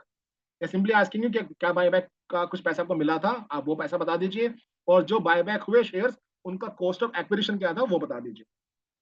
More or less ये सारी amendments हैं which we need to be careful about. In my understanding, the major amendment which we need to be careful about is clause 22 read with clause 26 capital A, read with, I repeat, read with section 22 of MSMED act. जो section 22 MSMED act है वो बात करता है financial reporting की. और financial reporting के अंदर जो बात आप कर रहे हैं, अगर आपने नोट्स टू अकाउंट्स में उसको कह दिया कि ट्रू एंड फेयर है, जबकि नोट्स टू अकाउंट में डिस्क्लोजर था ही नहीं, it will be a poor reporting. तो यहाँ पर मैं अपने आप को रोकता हूँ. कुछ क्वेश्चंस आपके होता है मुझसे पूछ सकते हैं. आपको जब पीपीटी मिलेगी तो डिटेल में देख लीजिएगा. क्वेश्चन ले लेते हैं. हाँ सर, क्वेश्चन ले लेते हैं. मैं कहा सर हाँ जी, हाँ जी. और मेरा ना बीच में कट गया कनेक्शन, और दो आजकल वाईफाई चल रहे हैं ना, वो एक कट गया, ये उस पे मेरा वो था नहीं, तो दैट्स व्हाई वो उसी क्लोज पे रह गया. सर उसमें जो आपने डिस्क्लोजर बनाया है देने के लिए, उसमें हम एक भी तो साथ में ये भी लिख सकते हैं ना कि आपने लिखा है कि टू द एक्सटेंट अवेलेबल, और अगर इंटरेस्ट प्रोवाइडेड है टू द अश्विनी जी आपकी आवाज अवेलेबल इन द P&L कर रही है एक्सेट्रा ना. सर क्लियर है आवाज? सुनील जी दोबारा बताएंगे क्या पूछ रहे थे बीच में? नहीं, मैं कहा उसमें हम थोड़ा और स्पेसिफाई कर सकते हैं कि इंटरेस्ट वगैरह नहीं है P&L में, इंटरेस्ट वगैरह we have not found any inadmissible amount on account of interest etc in the P&L of the assessee. But sir उसमें ये जरूर लिखना पड़ेगा because information regarding thereto was not provided to us, it was not maintained by the assessee. Kamal ji, मैंने अपने clients को बोला है कि एक सेपरेट हेड बनाओ, interest paid and payable to MSC vendors, right, ताकि उसमें कोई कंफ्यूजन ही ना हो, Right, पूरा का बिल्कुल पूरा अमाउंट डिसला हो जाए. राइट बिल्कुल चलेगा, अच्छी प्रैक्टिस है सर जी. चलो सर, क्वेश्चन अभी एक ही आया है QA में. सर क्यू में तो एक है, अगर किसी और का है तो काइंडली हैंड रेज कर दें. पहले गुरिंदर गर्ग जी का नहीं सॉरी गुरिंदर सिंह गुजराल जी का है, आपको अनम्यूट किया है सर. नमस्कार सर। हाँ नमस्कार जी सर जी। नमस्कार जी। हाँ जी सर मैंने ये आपकी डिलीवरेशन सुनने के बाद ये डिसाइड किया, जो 22 सेकंड वाला पॉइंट है, मैं डिस्क्लेमर दे रहा हूँ, क्वालिफिकेशन दे रहा हूँ। हाँ जी, तो यहाँ पे मैं 0 लिखूंगा ना, 22 सेकंड में 0 लिखूंगा। Right right right. तो अगर 0 लिख दिया तो थर्ड वाला पॉइंट है वो रेफरेंस टू 2 पॉइंट है, लेकिन मेरे को 2 ऐसे केस मालूम है जिसमें 43B(H) भी एप्लीकेबल है, सम अमाउंट। तो अगर मैंने पहले वाला 0 लिख दिया तो थर्ड वाला भी ऑटोमेटिकली 0 आएगा। सर जो जीरो लिखना है ना, वो लिखना है आपको क्लोज नंबर 19 में। जो मैंने जीरो वाली बात की थी, CSR के लिए करी थी। राइट। नहीं मैं MSME की बात कर रहा हूँ सर। मैंने डिस्क्लेमर दे दिया तो मैं सेकंड में 0 ही लिखूंगा ना 22 सेकंड में।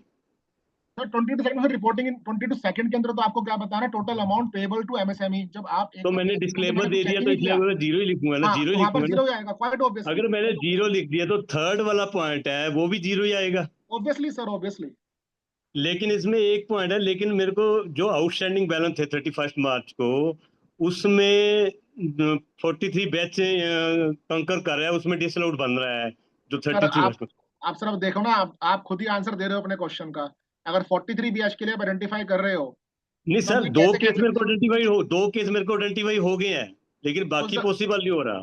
अगेन अगेन आपने खुद ही आंसर दे दिया। तो जितना आइडेंटिफाई हो गया, उसको आप क्या बोलो, टू दी एक्सटेंट आइडेंटिफाइड, उतनी रिपोर्टिंग हो जाएगी। वो तो कहाँ जब पे लिखेंगे सर, वो हम मोड कहाँ वही पे बता रहा हूँ लिखेंगे? सर, वही बता सर रहा हूँ जो सर जो सर क्लॉज। इसमें क्या हम ये कर सकते हैं कि जब सेकंड क्लोज में सिर्फ 31 मार्च के जो आउटस्टैंडिंग क्रेडिटर्स हैं उनकी डिटेल दे दी है, और साथ में रिपोर्टिंग में ये मेंशन कर देगा this is not for the full year, only for the period as on 31st। वही आंसर में दे रहा था। इसको बिल्कुल सिंपल शब्दों में समझते हैं। क्लोज नंबर 22 में आप उतनी रिपोर्टिंग कर दीजिए जितनी आपके पास अवेलेबल होती है। उसके बाद आप क्या करें, जो आपका फॉर्म 3CB है, फॉर्म 3CB के पैरा नंबर 5 में, आई रिपीट पैरा नंबर 5 में, note 3, para number 5, para number 5 में लिख दीजिएगा क्रॉस रेफरेंस करते हुए कि क्लोज 22 में हमने उतनी इंफॉर्मेशन वेरीफाई की जितनी एसएससी के पास रिकॉर्ड्स अवेलेबल में थी। उसके अलावा we are not responsible and we can not comment upon this. That means partial disclaimer. Yes, partial disclaimer in a way, as per standards on auditing, it is a qualification. Sir एक deposit के बारे में question था एक।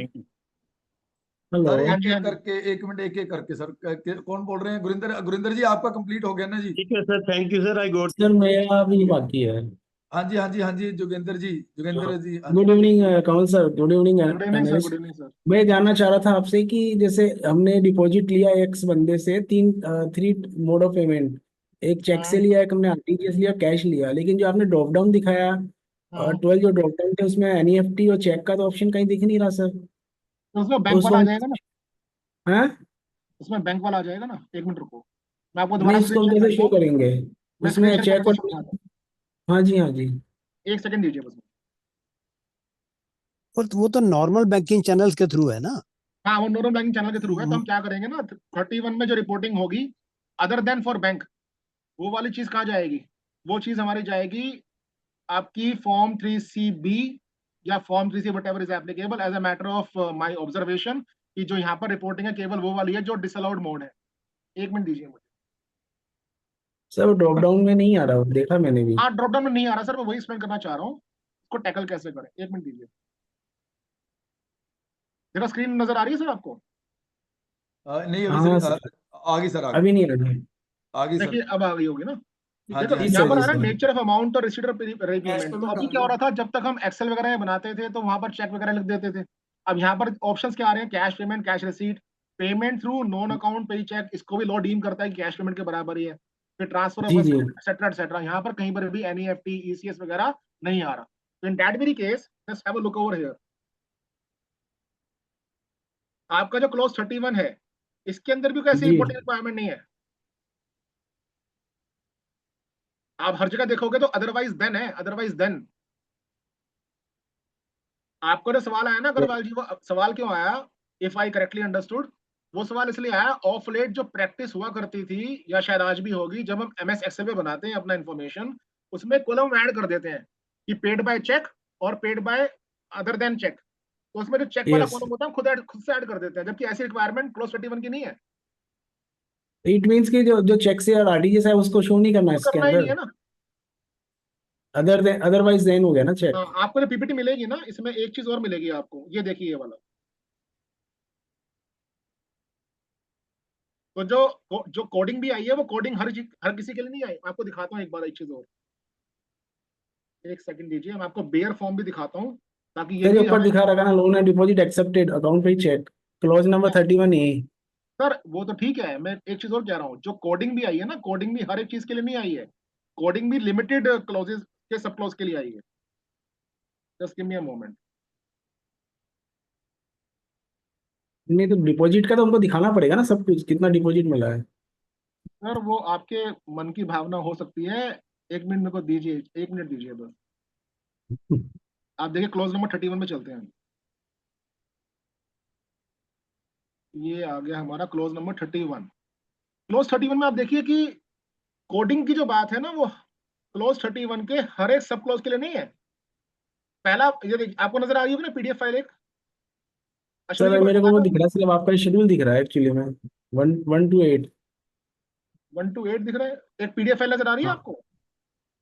नहीं नहीं दिख रहा है शेड्यूल। एक मिनट मैं दोबारा शेयर करता हूँ, एक मिनट दीजिए।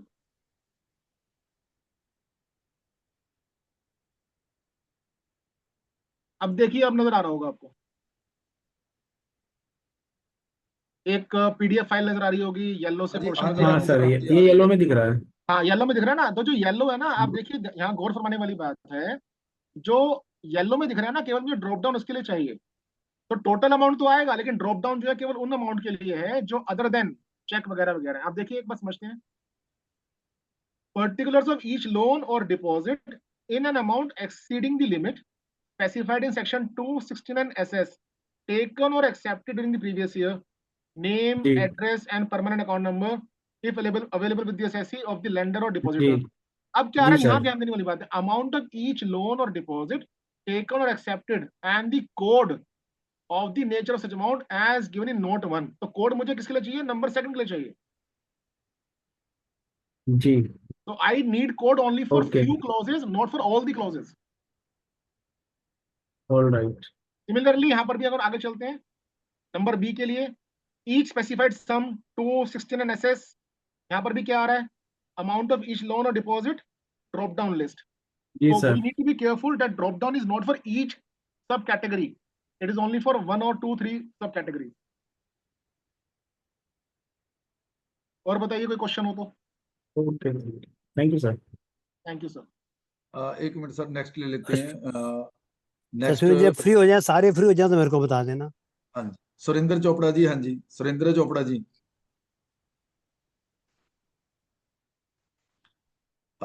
Then Rajesh Jain ji, Isha sir I Jain am ji. Audible, I am hello. Audible. हाँ जी, हाँ जी, हाँ जी, हाँ जी। हाँ सर जी मेरे सुरेंद्र जी। कुछ दो पॉइंट है sir. One is about this 43BH, जिसका डिस्क्लेमर की अपन बात कर रहे थे। I am just making humble request that जी well carrying out the audit, if suppose the purchase bills on the basis which the entry has been made by the SSE, if that bill is incorporating this MSME number, then it will be heavy duty on the part of the chartered accountant that for those bills he cannot write that there is no proper evidence made available by the SSE, because we are Surendra ji supposed देखिए, to. जब सवालों को कोई भी पूछेगा ना, जितने permutation combination उसमें ऐड करते चलेंगे, मेरे आंसर भी वैसे वैसे चेंज होते चले जाएंगे। नहीं, मैं इसलिए हम्बल रिक्वेस्ट में कर रहा हूँ सब के for the purpose of this sir audit दस्यु यूटिलिटी उठांदी भी है। we should take note of it that in those cases हाँ जी। where the MSME number has been specifically mentioned on the respective GST invoices bill. वहां पर आप disclaimer नहीं दे सकते। Yes, this is what I want to say.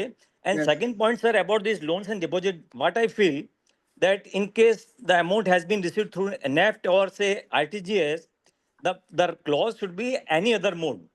It is not like that you are not supposed to choose any drop down clause.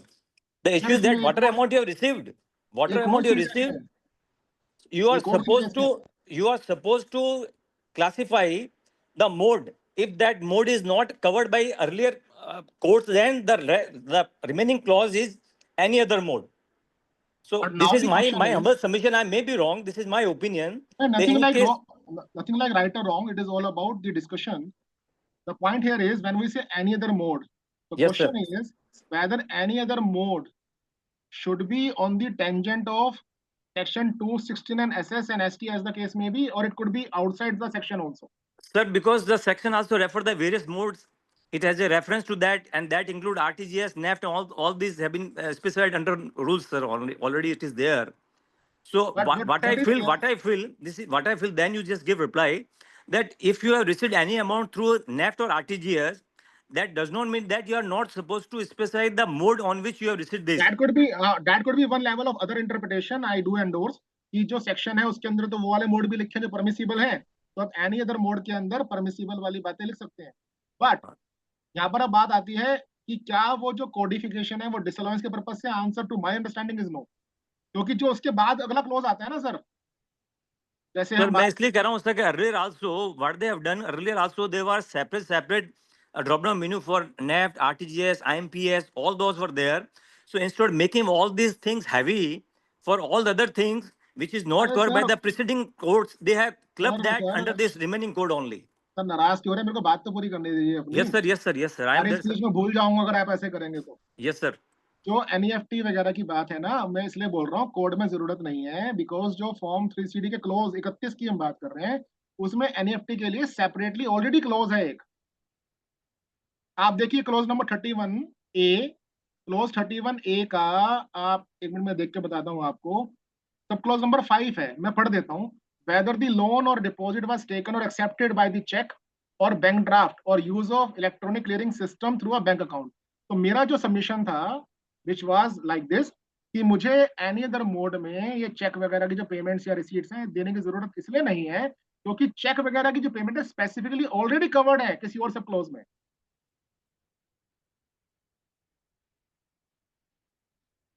M I clear Surendra जी?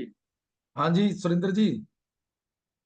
मैं वही कह रहा हूँ sir, you mean to say that in case when the amount is received through NEFT and RTGS, then mode is not supposed to be specified. My understanding is mode is not required to be specified because the check payments are otherwise covered in a specific clause already. Okay, okay sir, thank you. Yes, हाँ good जी evening, next sir. जी ईशा जैन जी. हाँ, good evening sir. Sir clause 31 में company अगर director से loan लेती है तो हमें वो भी रिपोर्ट करना चाहिए? तभी कवर्ड है ना मैम. अच्छा ठीक है. अनलेस एग्जम्पशन इज देयर, कुछ एग्जम्पशंस भी हैं, अदरवाइज डायरेक्टर से भी कवर्ड है. बट डायरेक्टर से अगर लोन ले रहे हैं और कंपनी है तो ये भी ध्यान हाँ रखना है कंपनी लॉ की प्रोविजंस भी है साथ में. हाँ जी, हाँ, पर 31A में हम उसको रिपोर्ट करेंगे. हाँ, रिपोर्ट करने वाली बात वहां पर, क्योंकि जैसी डायरेक्टर की लोन की बात होती है तो और इश्यूज खुल जाते हैं कंपनीज हाँ जी, एक्सेप्टेंस और डिपॉजिट रूल्स के. हाँ जी, ठीक है. एंड सर ये जैसे क्लाइंट से MSME वाली बात है, वो लोग बोलते हैं कि ड्यूरिंग देयर हमने इतने एक्सपेंसेस करे, हम उसका भी नहीं बता सकते, सिर्फ हमने जो हमारी परचेज की पार्टीज है रेगुलर है हम उसकी थोड़ी बहुत इन्फॉर्मेशन दे सकते हैं. तो वो जो भी आप पहले क्वेश्चन में समझा रहे थे कि पार्शियल डिस्क्लोजर के बेसिस पे भी हम ले सकते हैं अगर वो एक्सपेंसेस के पेबल का नहीं बता रहे, सिर्फ पार्शियल क्रेडिटर्स डिस्क्लोजर का. पार्शियल डिस्क्लोजर से काइंड ऑफ क्वालिफिकेशन आप बिल्कुल कर सकते हो, लेकिन अभी कोई ऑडियंस में से किसी ने एक बड़ा अच्छा जवाब दिया था कि हमें इनवॉइस पे देख लेना चाहिए. अगर इनवॉइस के ऊपर MSME उद्यम रजिस्ट्रेशन लिखा हुआ है तो फिर हाँ हमारे जी, हाँ पास जी, प्ली नहीं होगा. हाँ जी, हाँ, वो वाले केसेस जैसे जो इनवॉइस में हमने उनको ये बोला है कि आपकी अगर आप इन्फॉर्मेशन नहीं दे सकते तो एटलीस्ट आप इनवॉइस तो चेक कर ही सकते हो. तो वो अगर कोई बता रहे पर वो ये कहते हैं कि हम पूरे साल का नहीं करके देंगे, हम 31 मार्च को जो ड्यू है बस हम वही उतना ही देख के आपको बता देंगे, उतना ही कर सकते हैं हम. आप तो देखिए इस प्लेटफॉर्म पे आप खुद ही कह रहे हो कि वो बता देंगे, तो फिर आप चेक क्या करेंगे?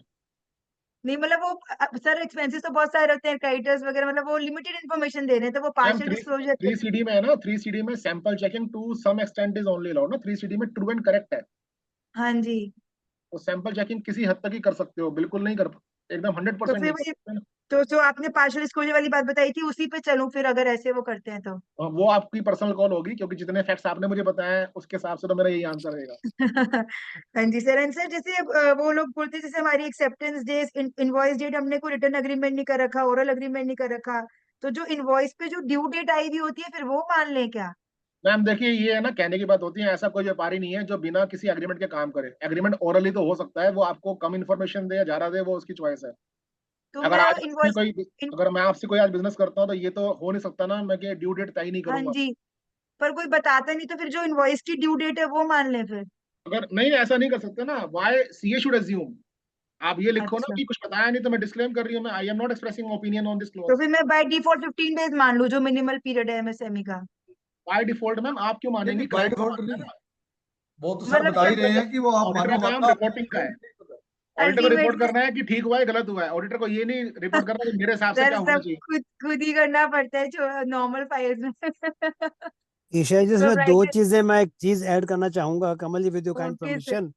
ईशा जी देखिए, when you see the invoice उस पे एमएससी नंबर लिखा है, तो हाँ आपको ये जी भी देखना है वो ट्रेडर है कि मैन्युफैक्चरर है या सर्विस प्रोवाइडर, हाँ जी, हाँ क्योंकि दैट ट्रेडर्स कवर नहीं होंगे। दूसरा, the loss in the MSME act says that the agreement must be in writing. Okay sir. Oral verbal agreement तो चलेगा ही नहीं। कमल जी, am I right? Agreed sir, totally agreed. Okay sir. Okay लेकिन चलो जब ठीक है एग्रीमेंट नेक्स्ट राइटिंग में नहीं होगा तो it will be deemed by virtue of MSMED that you have no agreement. अच्छा, तो सर वो तो आप, मुझे लगता है क्वालिफिकेशन ही काम आएगी हर जगह, कोई भी कुछ नहीं दे रहा। ठीक है सर। ठीक है, thank you sir, thank you. Thank you Isha ji. Then next Rajesh Jain ji and KT जी।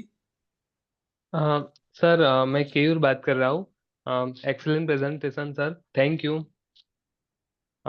मेरा क्वेश्चन ये है कि हमने लास्ट ईयर तो एमएसएमई के रिगार्डिंग प्रोविजन किया था क्लाइंट ने, बट करती है पर वो ठीक है क्योंकि वो कहता ऐसा हुआ था सर कि इस साल भी हम फिर से प्रोविजन करवाएंगे, और एक्चुअली क्लाइंट को एक्चुअली पे नहीं करना होता है, जी बल्कि आवाज में ऑडिटी डिस्टर्ब को। हो रही है काफी। कल भी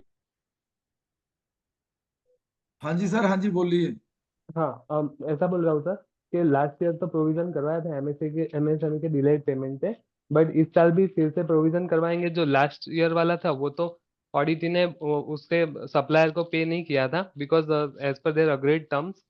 तो फिर ये सर ईयर ऑन ईयर ये 50 ईयर्स प्रोविजन यानी कि बढ़ता ही जाता है। तो सर ये तो ट्रू एंड फेयर व्यू भी नहीं होगा थोड़े सर साल बाद। अगर क्लाइंट आपका कोई कंप्लायंस करना नहीं चाहता तो हाँ उसके बाद ऑडिटर के पास क्या ऑप्शन बचता है? हाँ, qualification. The chartered accountants as auditors should not be हाँ taking the onus of the client's non-compliance. Okay, तो हमें तो सिर्फ जो लॉ में लिखा है वो प्रोविजन करवा के, यानी वही कि वो करना चाहिए बुक्स। ना, वही अप्रोप्रिएट भी है।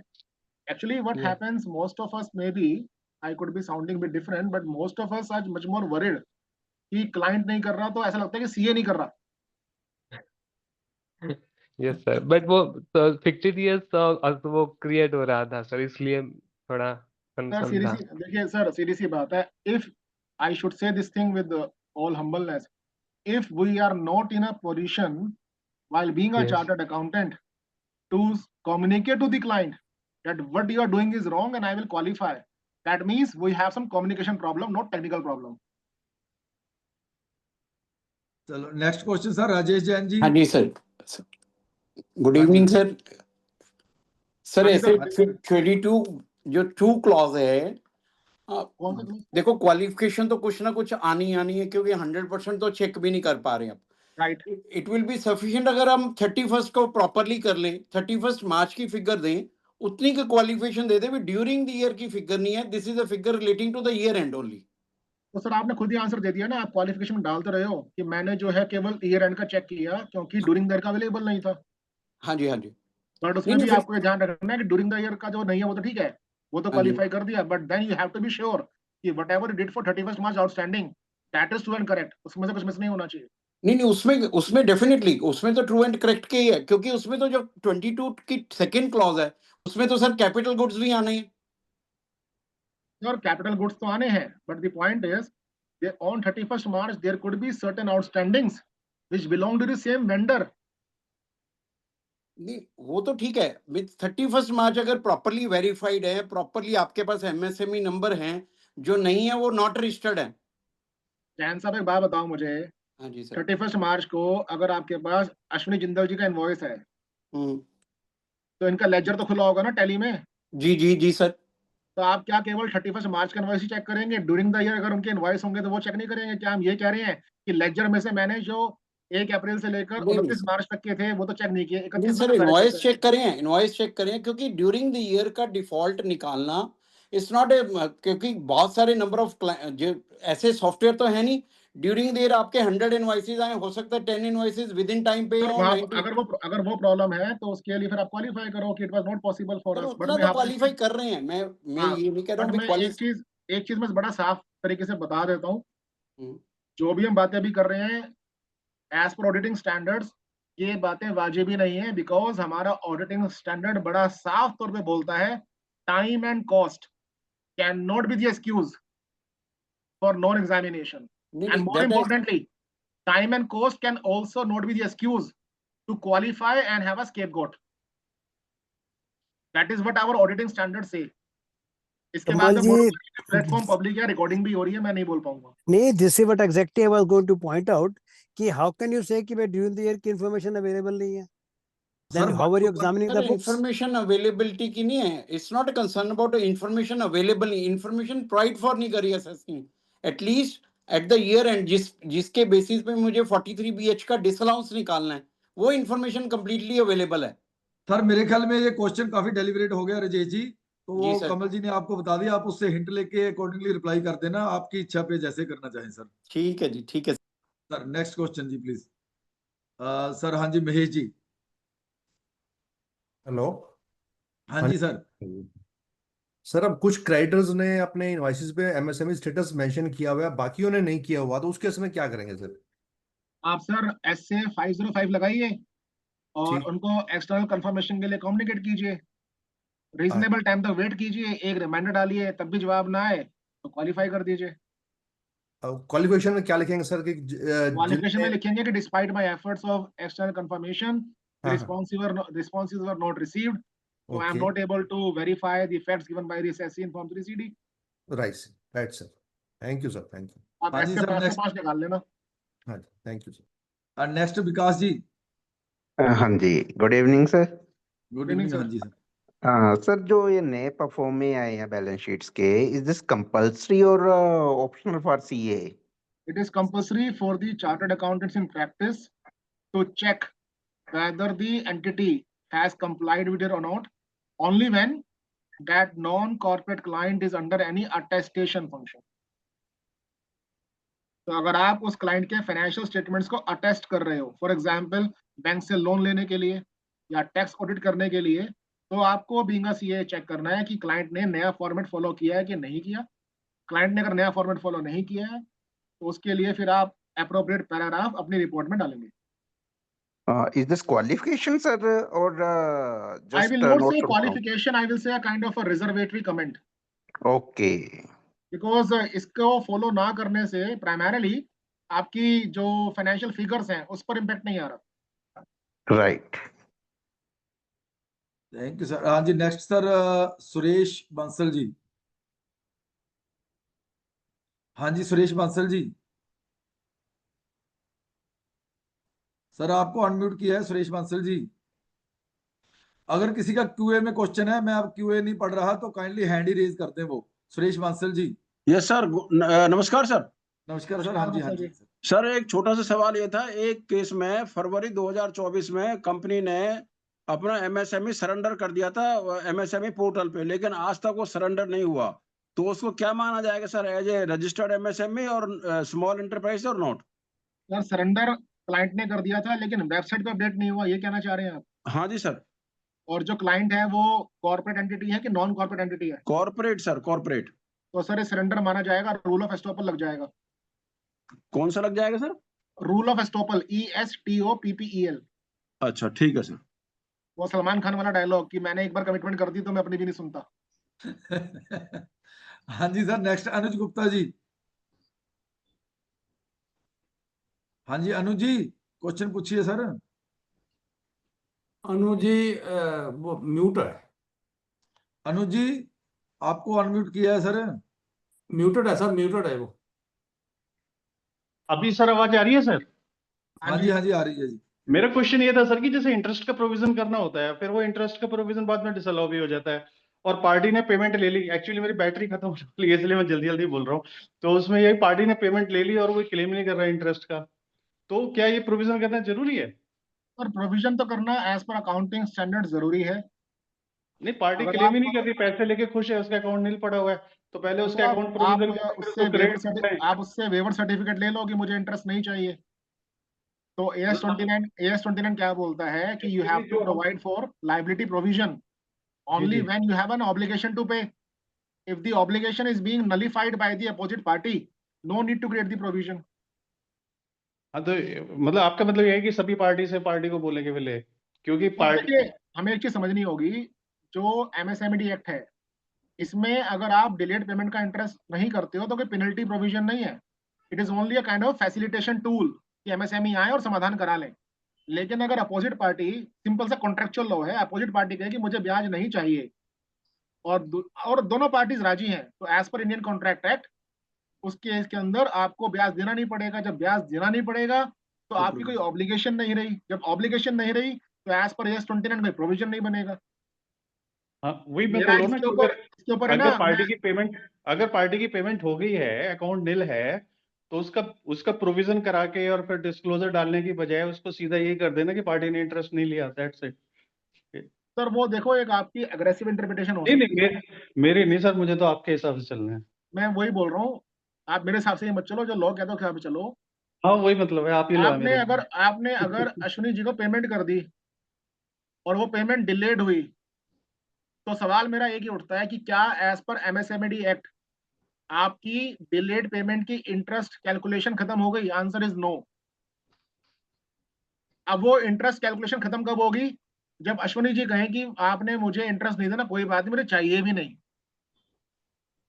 ठीक है और सर, इसके लिए मैं आपको एक सलाह दूंगा, क्योंकि समय भी कम है, आप है ना गूगल पे सर्च कीजिएगा, टेस्ट गुरु की वेबसाइट है जी, delayed payment of interest to MSME, उस पर मेरा एक आर्टिकल है, वो आप आर्टिकल पढ़िएगा, उसमें डिटेल्ड में मैंने एनालिसिस किया हुआ इसका ऑलरेडी।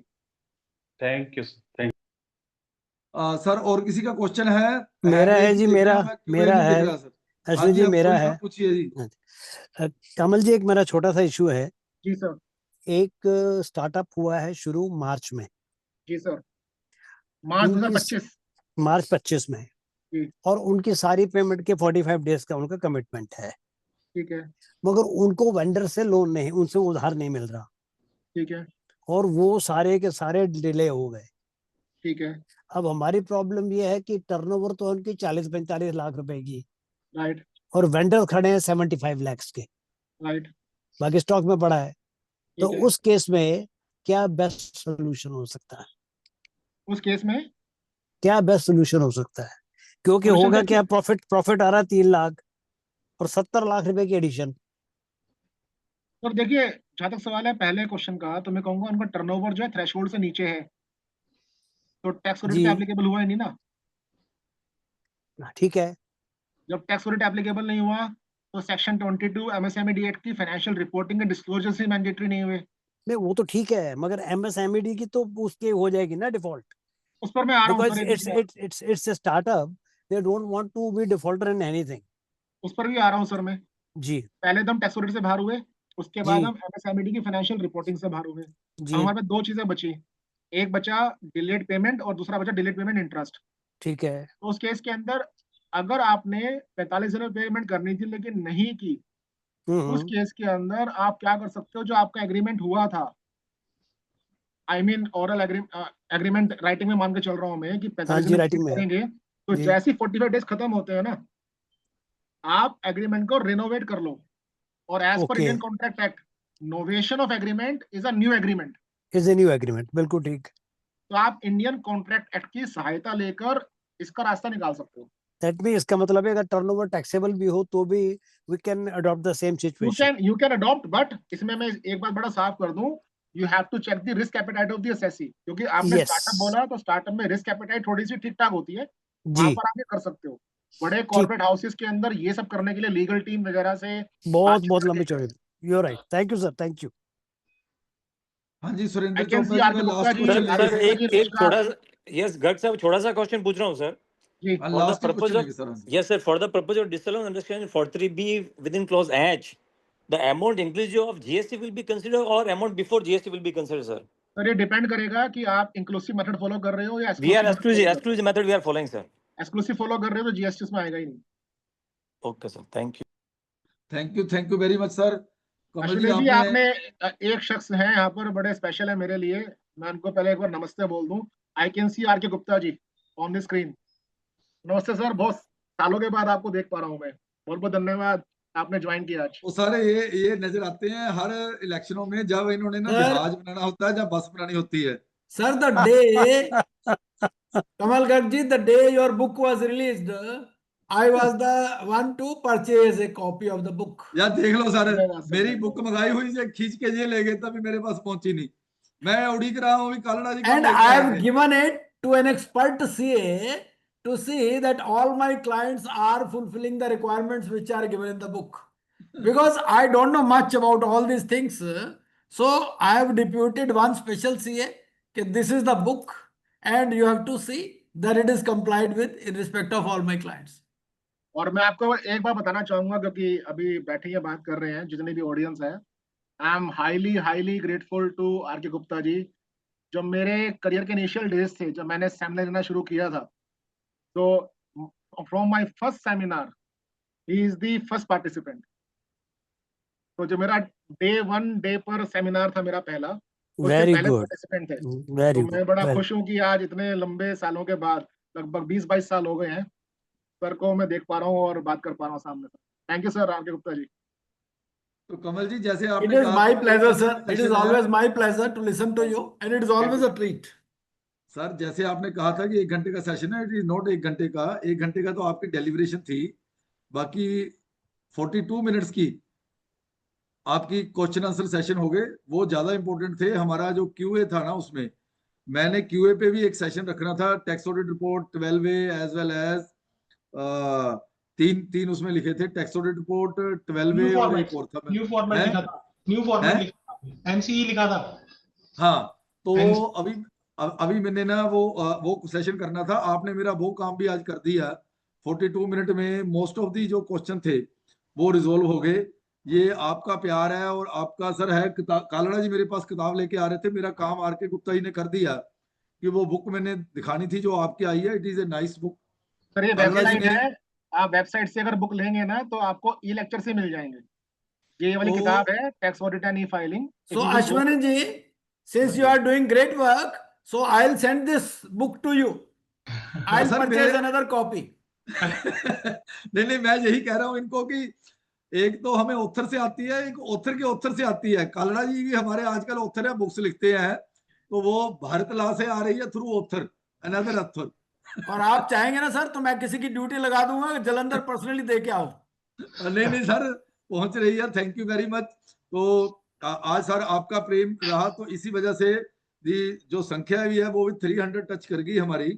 तो although it was on the shorter notice, जो हमने ये प्रोग्राम अनाउंस किया था, तो आपने सभी का क्वेश्चन का रिप्लाई दिया। तो इन डिटेल मैं रिक्वेस्ट करूंगा अश्विनी जी आपकी आवाज बंद हो गई, वोट ऑफ थैंक्स प्रपोज करें।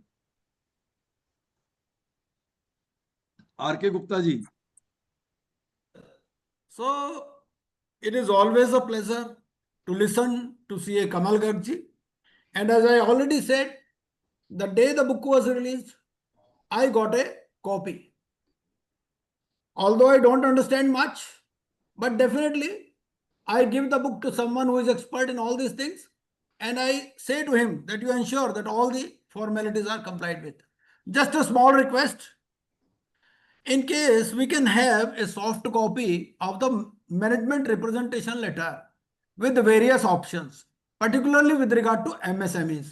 So I think it will be a great benefit to all, because despite listening to so many lectures, we are still not able to make A to Z of it. And only a person who is expert in all these things, none other than CA Kamal Garg ji, can do this if time is with his side. मैं sir बना के आपको भी भेज दूंगा और अश्विनी जी को भी भेज दूंगा, क्योंकि आप दोनों के नंबर मेरे पास हैं। बाकी फिर आप केटर कर लेना, आगे जो भी हमारे मित्र हैं कैसे कैसे separate. We'll do it, definitely. Ashwini ji के पास पहुंच जाएगा तो सबको मिल जाएगा। सर मैंने भेज दी, वो आपकी पीपीटी शेयर कर दी है, जो जिन्होंने भी ग्रुप ज्वाइन किया हुआ है टैक्स ऑडिट रिपोर्ट वाला, जहाँ 12A वाला, उसमें तो पहुंच गई है। बाकी सबके लिए इसकी रिकॉर्डिंग भी मैं अभी अनब्लॉक कर दूंगा और इसकी पीपीटी मैं गूगल ड्राइव में रख दूंगा। तो आप वहां से, वो मेरा परमानेंट लिंक है जो मैंने पहले भी दिया हुआ है, वहां से आप डाउनलोड कर सकते हैं। Kamalji, my sincere thanks. You have given such a clear and comprehensive information and in-depth knowledge that मेरे 80% doubts have been cleared. Thank you sir, thank you very much. 20% फिर भी लेके जा रहे हैं ये अतुल पुरी, छोड़ते नहीं है। मैं वो बात तो ठीक है, छोड़ूंगा नहीं मैं। सर वो सर्कमस्टेंशियल है, बाकी 20% ना केस टू केस है। नहीं, बड़े क्वेश्चन आंसर सेशन से ये पता लगा है कि सारे पार्टिसिपेंट कितने ध्यान से सारा lecture soon. And regarding recording, I would like to say one thing, that we will seek the permission of CA Kamal Garg ji, that he is okay with the recording. I hope he is okay. मुझे कोई दिक्कत नहीं है, आप ही का है सब sir कुछ। हमारे सभी स्पीकर ओके हैं, क्योंकि हम कोई कमर्शियलाइज नहीं किया हुआ, ना यूट्यूब को ना ही सेमिनार वेबिनार को। Everything is for the members, Right. Nothing is commercialised. And Ashwini ji, you are really doing a great job. Absolutely, nobody else I can say who is so dedicated to the profession. And without you have no hesitation. Even when I call you, you're always there to help. Thank you so very much. Thank you very much sir, thank you. जब भी कोई next programme आएगा, वैसे तो we will try कि 15 के बाद रखें, बट पता नहीं ना, कई बार अर्जेंसी ऐसी आ जाती है मेंबरों की, जैसे कालड़ा जी की आ गई कि कमल गर्ग जी का इमीडिएट कराओ, तो दैट्स वाई। तो और वैसे हम कोशिश करेंगे कि 15 तारीख को आपको तंग ना करें। आपने डिटेल्ड में टैक्स ऑडिट रिपोर्ट के ऊपर सुनना है तो संजय अग्रवाल जी का प्रोग्राम पड़ा है जो हमने रिसेंटली करवाया है, और जो आपने अमेंडेड क्लोजर, डिस्क्लोजर, डिस्क्लेमर और सभी चीजें सुननी है, वो आज का लेक्चर टैक्स ऑडिट रिपोर्ट के ऊपर आपको 2 लेक्चर मिल जाएंगे। और 12A के ऊपर ऑलरेडी मैं करवा चुका हूं मेहता जी का प्रोग्राम, जिसमें आपको डिटेल में सारा प्रोसीजर मिल जाएगा कि 12A में कैसे आपने अप्लाई करना है, जिन्होंने रिन्यूअल करवानी है अपनी रजिस्ट्रेशन की। तो हालांकि आफ्टर 15 फिर हम एक प्रोग्राम प्लान करेंगे, एक बार 15 का जो रश है वो निकल जाए। With this word we hope so कि अगर 30 सितंबर वाली डेट बढ़ गई तो हम और अच्छे ढंग से एक आधा और प्रोग्राम टैक्स ऑडिट रिपोर्ट के ऊपर भी, और अगर 12A की भी वो 6 मंथ्स के वाली है, अगर उसमें भी कुछ रिलैक्सेशन आती है, क्यों सुभाष जी, उसमें भी तो आ सकती है ना कि you have to apply 6 months before the registration, उसमें भी तो। सर आप म्यूट पे हैं। लग रहा है कि जरूरी है, क्योंकि काफी डिलेड है बैलेंस शीट्स बननी सबकी। हाँ जी, तो अगर उसमें भी कोई रिलैक्सेशन सरकार की तरफ से आ जाती है कि एटलीस्ट 6 मंथ्स बिफोर आपने अप्लाई करना है, तो उसके ऊपर भी एक और सेशन हम 12A के ऊपर रखेंगे। तो with this word thank you very much, stay connected. तो आपको हमारी सभी जितनी भी रिकॉर्डिंग्स के लिंक वैसे तो अवेलेबल ही है, मेरा चैनल। आज प्रदीप गोयल जी हमारे बरनाला वाले SGPC के एडवाइजर हैं, तो वो कहते यार मैं 12A वाली ढूंढ रहा था, फिर मैंने देखा भी वो CA अश्विनी जिंदल का चैनल है वो यूट्यूब पे, तो मैं कहा यार वो फ्री चैनल है, कहता मेरे को वहां से मिल गई। तो आप वैसे भी CA अश्विनी जिंदल लिखोगे यूट्यूब पे आपको मिल जाएगा, लेकिन फिर भी अगर आपने गूगल ड्राइव से लेना है, वो परमानेंट लिंक बनाया हुआ है मैंने, वहां पे भी हम हर प्रोग्राम का लिंक और उसकी PPT उसी प्रोग्राम में रख देते हैं, तो आप वहां से भी डाउनलोड कर सकते हैं। थैंक अश्विनी जी, बचपन में सुनते थे हर माल मिलेगा एक काना। थैंक यू जी, thank you everyone for joining, thank you. Special thanks to Ashwini Jindal ji for organizing such wonderful programs. Thank you sir, thank you.